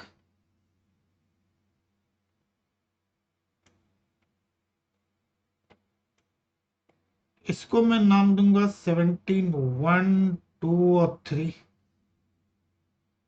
इसको नाम दूंगा 17 4 एंड 5। अच्छा, एग्जैक्टली है क्या first check and second check? Sir first check जो है ना उसको हम कहते हैं physical assessment.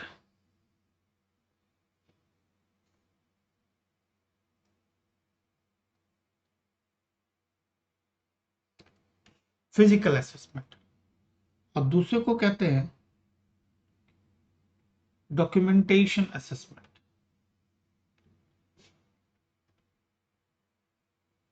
First check and second check एक तरीके का ये सेल्फी हुआ, उधर जाएगा डाउट होगा तो सेकंड चेक, नहीं तो फिजिकल। तो अगर मैं कहूं physical assessment and documentation assessment, ये दोनों कब होता है, इसमें भी कहानी है।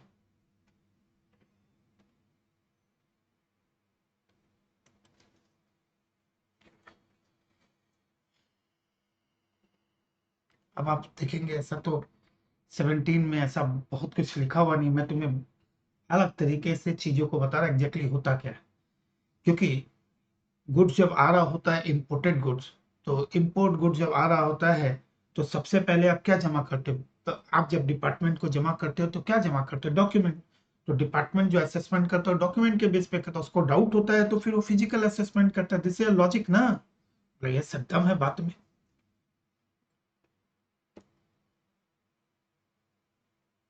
असेसमेंट, मैं इसको एक बार ना सेक्शन हटा देता हूँ तो अभी तुमको प्रॉब्लम हो जाएगी। सेक्शन एक बार सेक्शन हटा देता हूँ। असेसमेंट, असेसमेंट तो आप घूमते रहोगे, सिंपल लॉजिक से चलते हैं ना, कि अगर मान लीजिए जब गुड्स इंपोर्ट होके आ रहा है तो डिपार्टमेंट जब चेक करेगा तो जो तुम बिल ऑफ एंट्री और डॉक्यूमेंट है वो उसी के बेस बना के देगा। बोले yes sir, assessment on the basis of document, सबसे प्राइम तो यही है। सबसे पहले डिपार्टमेंट क्या करता है, on the basis of document ही करता है। वेरी सिंपल लॉजिक है, जो आपने डॉक्यूमेंट है उसके हिसाब से वो करता है। if assessment is done before arrival, सामान आया नहीं, उसके पहले जब असेसमेंट होगा उसको अपने क्या कहते हैं, डॉक्यूमेंटेशन असेसमेंट कहते हैं, व्हीकल और एयरक्राफ्ट। ओके दादा। और अगर उसको थोड़ा सा डाउट होता है तो वो किस में जाता है, फिजिकल असेसमेंट। फिजिकल असेसमेंट में वो पहुंचता है। अगर लॉजिक है, यानी कि अगर मैं फर्स्ट चेक असेसमेंट की बात करूं तो फर्स्ट चेक और सेकंड चेक नाम बड़ा अजीब है ना, फर्स्ट चेक एंड सेकंड। मैं एग्जैक्टली तुम्हें ये समझना पड़ेगा, documentation on the basis of documentation if assessment is done before arrival of vessels, और first check assessment जिसे हम कहते हैं फिजिकल असेसमेंट। ठीक हो गया। अगर मैं एक और चार्ट बना देता हूं जिसको मैं नाम दूंगा सेल्फ असेसमेंट, इसको एक बार के लिए मैं छोड़ूंगा कि उसके पहले मुझे जाना है कहां, सेल्फ असेसमेंट के पहले मुझे जाना है प्रोविजनल में।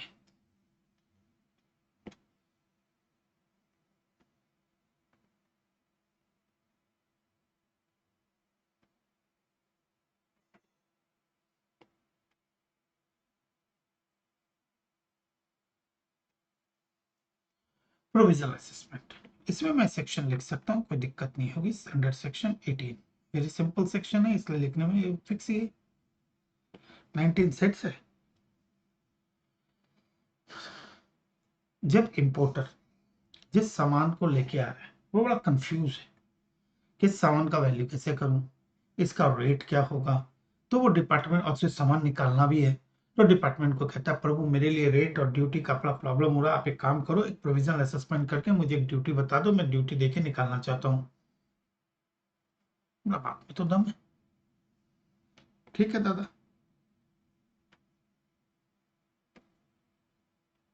आपकी बात सुन लेते हैं।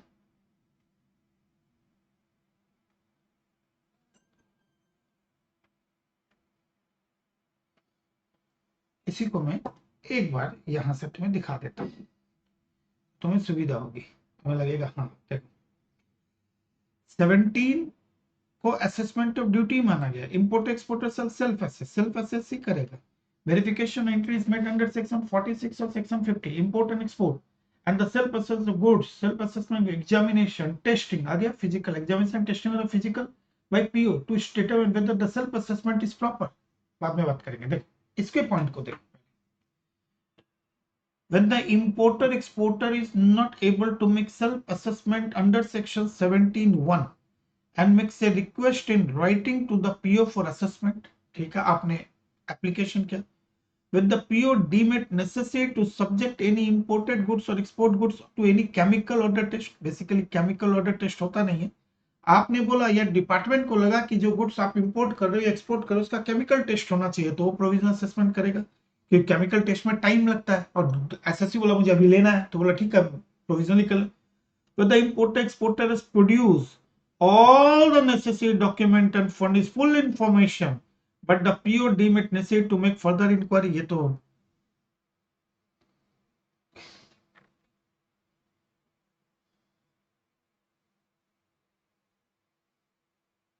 ठीक।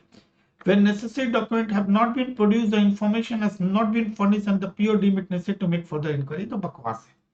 चौथा पॉइंट क्यों बना, आई डोंट नो, मैं तो नहीं बनाऊंगा, मैं तो 3 पॉइंट में खेलूंगा। इधर पॉइंट नंबर 1 क्या बोलना चाह रहे हैं,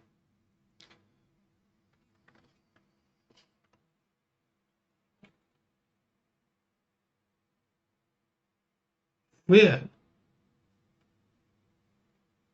the importer और एक्सपोर्टर, कोई भी दोनों में से कोई भी हो सकते हैं, इंपोर्टर और exporter,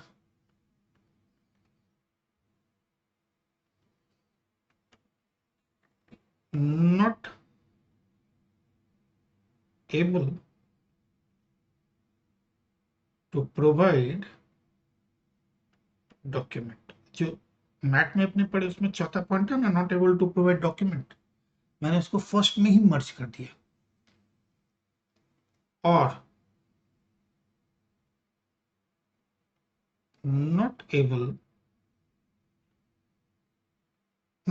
to calculate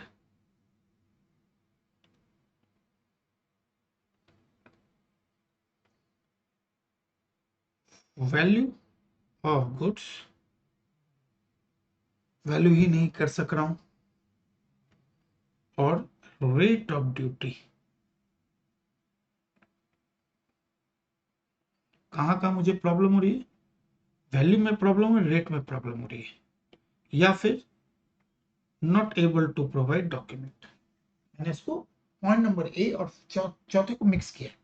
When the import exporter not able to provide document or not able to calculate value of goods or rate of duty,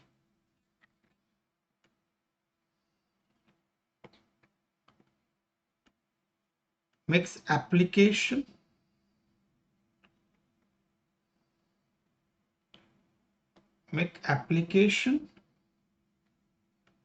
to PO for provisional assessment। कर दे प्रभु, ड्यूटी देके मैं goods को निकालना चाहता हूं, ठीक है। दूसरा, आपने एप्लीकेशन नहीं किया और वो तो गंदा आदमी है। When PO जो प्रॉपर ऑफिसर है when PO thinks that the imported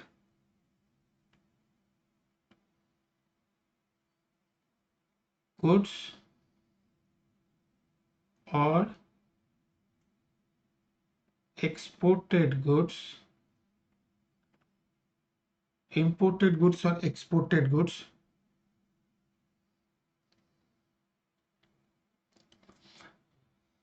required for the examination is required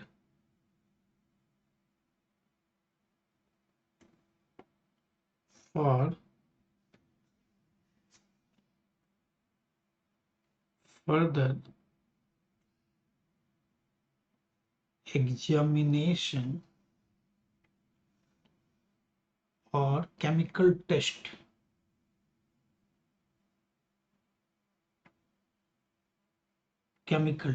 मुझे और भी इंक्वायरी करनी है, comma provisional assessment test to be done. तो अब करनी है तो उसको टाइम लगेगा, तो मैं एक बार प्रोविजनल असेसमेंट करके छोड़ दे रहा हूं।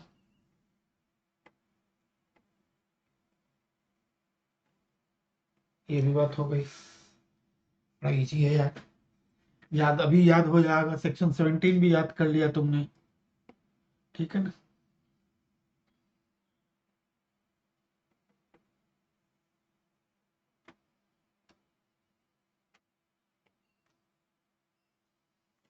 Whether importer exporter not able to provide document or not able to calculate value of goods or rate of duty make application, ये तो बहुत इजी है। दूसरा, अगर पीओ को ही लगता है कि मुझे क्या करना है, पीओ को लग रहा है कि भैया मुझे क्या करना है, मुझे फर्दर एग्जामिनेशन करनी है या केमिकल टेस्ट करना है, तो प्रोविजनल असेसमेंट करो।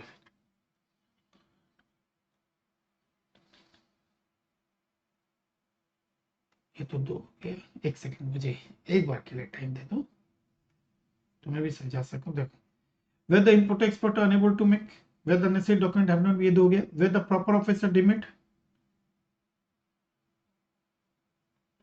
तीसरा है कि नहीं मुझे करना है, तो भैया करना है तो करना है, दुनिया की कौन ताकत है कि आपको रोक सकेगी। इन एनी अदर केस,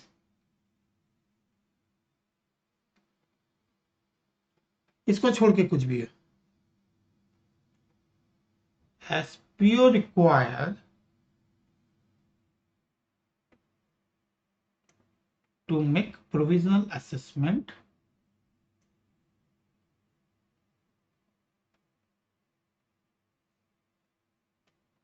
करेगा।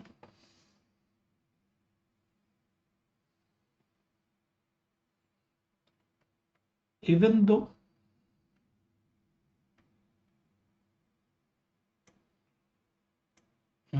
no chemical test required,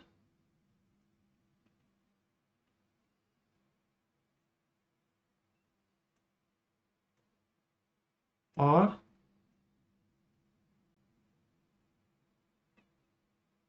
importer already submitted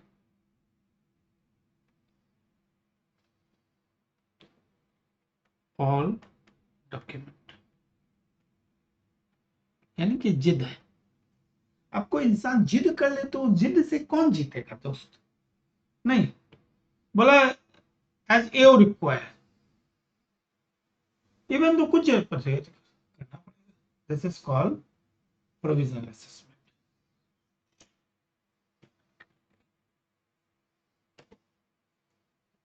ठीक हो गया, बात खत्म। अब मैंने इसी पॉइंट को देखो, ये कितना इजी हो गया। अब तुम आपको ये पढ़ने की जरूरत ही नहीं पड़ेगी, ये टॉपिक भी खत्म। अब देखो क्या होता है। Where the percent of provisional assessment under this, if any document or info is required by PO for final assessment, the importer exporter, as the case may be, shall submit such document information allowed both in respect to import or export. Final assessment shall be done by the proper officer। ठीक है ना? Shall be liable to pay differential duty 15%। ये तो बकवास है, इसमें भी कुछ नहीं था। अब देखो, 5 provision say 1 month to be allowed impotence to furnish a deficient amount, intimation for furnish। ठीक है ना? एक्सटेंशन ट्रीज है upon receipt of information 2 months assessment of finance as per section 18 and shortfall of duty paid with bond executed at a time order process may cancel or violation is। अब जैसे ही आपको provisional assessment का order मिल गया और department ने provisional कर दिया, अब आपको प्रोविजनल असेसमेंट हो गया है, तो अब आपका काम क्या, आपका मेन क्या है कि मैं गुड्स को निकालूं। देखो,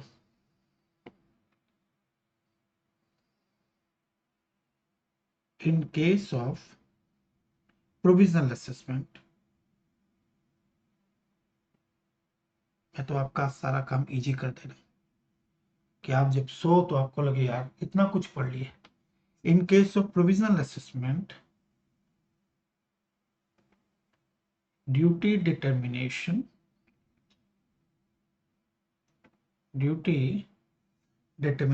विल बी डन। वो तो डिपार्टमेंट निकाल के देगा। एंड जो इंपोर्टर है ना, ये तो प्रोविजनल है, बोला हाँ, importer is required to execute a bond, ठीक है ना, twice the amount of duty। ठीक है भैया, बॉन्ड, इस बॉन्ड का नाम है प्रोविजनल बॉन्ड।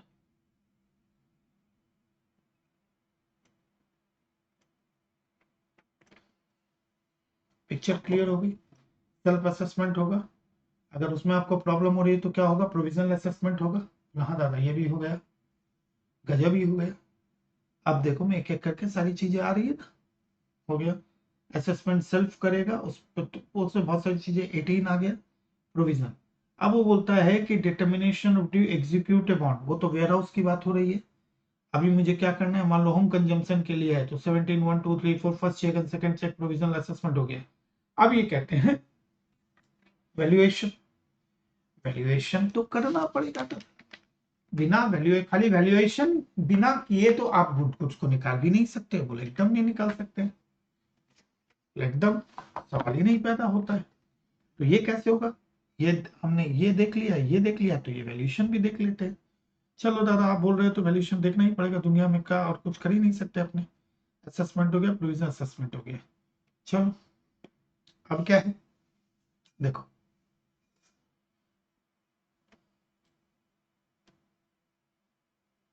वैल्यूएशन।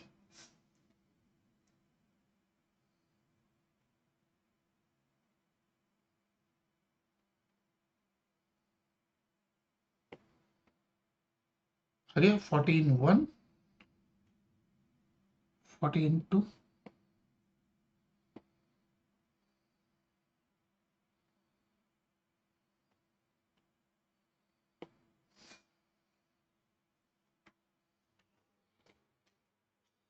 हमेशा हम क्या 1 के बाद 2 में जाते हैं। हाँ, यहाँ पे टैरिफ वैल्यू, टैरिफ यानी कि कौन फिक्स करेगा, tariff value fix by government. तो इसका मतलब ये हुआ प्रभु कि generally 14(2) tariff fix by the government वही है। पर अगर नहीं है, पर अगर नहीं है, if not, tariff value is not, ठीक है ना, तो अपने जाएंगे हीरो के पास, ट्रांजैक्शन वैल्यू आ गया 14(1), जीएसटी में क्या था 15(1), वहां क्या था 15(1), यहाँ क्या 14(1), ठीक है भैया 14(1). इसके साथ क्या अपने को करना है, rule transaction value. Transaction value का मतलब क्या होता है, अगर मैं ट्रांजैक्शन वैल्यू का मतलब, सिंपल मतलब में जाऊं, तो ट्रांजैक्शन वैल्यू जीएसटी पढ़ के आए हो, आप हीरो हो, बोले yes sir we are hero. तो इसका मतलब क्या हुआ, इसका मतलब हुआ ट्रांजैक्शन वैल्यू मतलब प्राइस एक्चुअली पेड और पेएबल, पेड और payable by importer to exporter. अपने जीएसटी में कैसे पढ़ते थे, transaction value means price actually paid और पेएबल बाय द पेड और payable for the goods supply of goods और service between unrelated party and price is the sole consideration. ठीक, transaction value will be AV if buyer and seller should not be related, price is the sole consideration, otherwise valuation rule।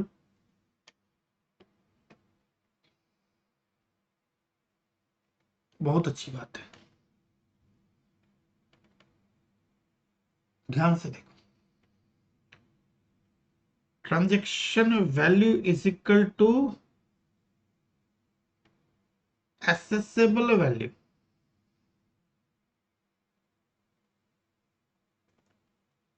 AV,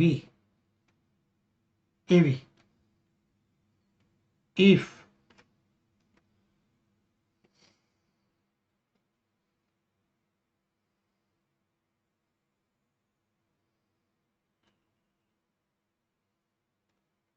if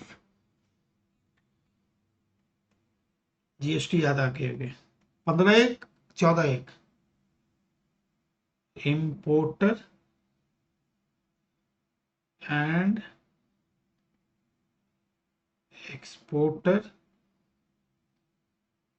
not related, related party, ये मत सोचना, ये दिमाग मत लगाना कि related क्या है, अरे भैया यहां से वहां कॉपी पेस्ट किया गया तो वो रिलेटेड तुमको याद ही है, फैमिली मेंबर, डायरेक्टर और officer, each other, legal partner, बच्चा, import exporter not related, price is the sole consideration. कई लोग सोच रहे हैं पहला क्लास में इतना कुछ पढ़ा दिए हैं, ऐसा ही, ऐसा पढ़ने ऐसा लगेगा कि तुमको कस्टम पढ़ना ही नहीं है, जब खोलोगे तो सब ऐसा लगे जीना चीना चीना लग रहा है सब कुछ, ठीक है ना। Price is the sole consideration, price at the time of importation, 18 condition,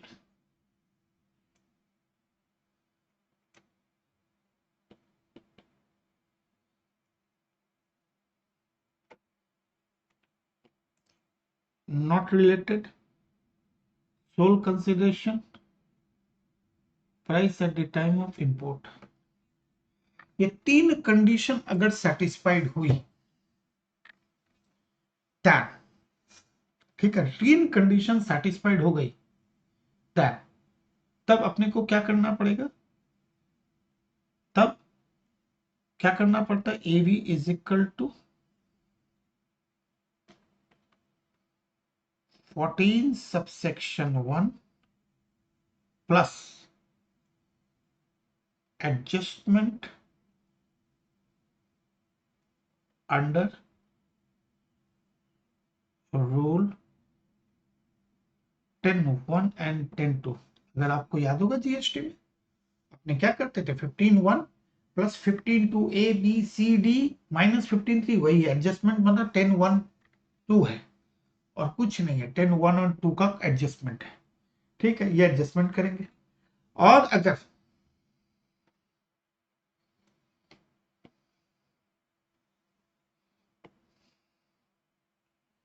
if condition not satisfied, then AV equal to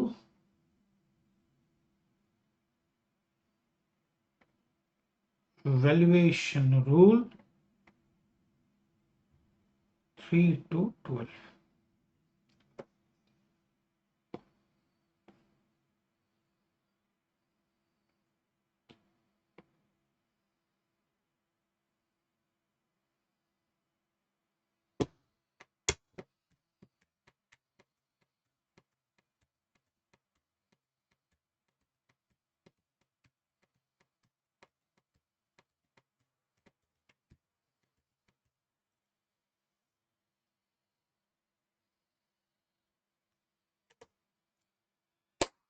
अब आज के लिए काफी है बेटा, जितना पढ़ा दिया बाकी लोगों का 4-5 क्लास जितना मैंने आपको एक सिंगल क्लास में पूरा प्रेजेंटेशन दे दिया कि हम पढ़ने वाले क्या हैं, हम पढ़ने वाले क्या हैं।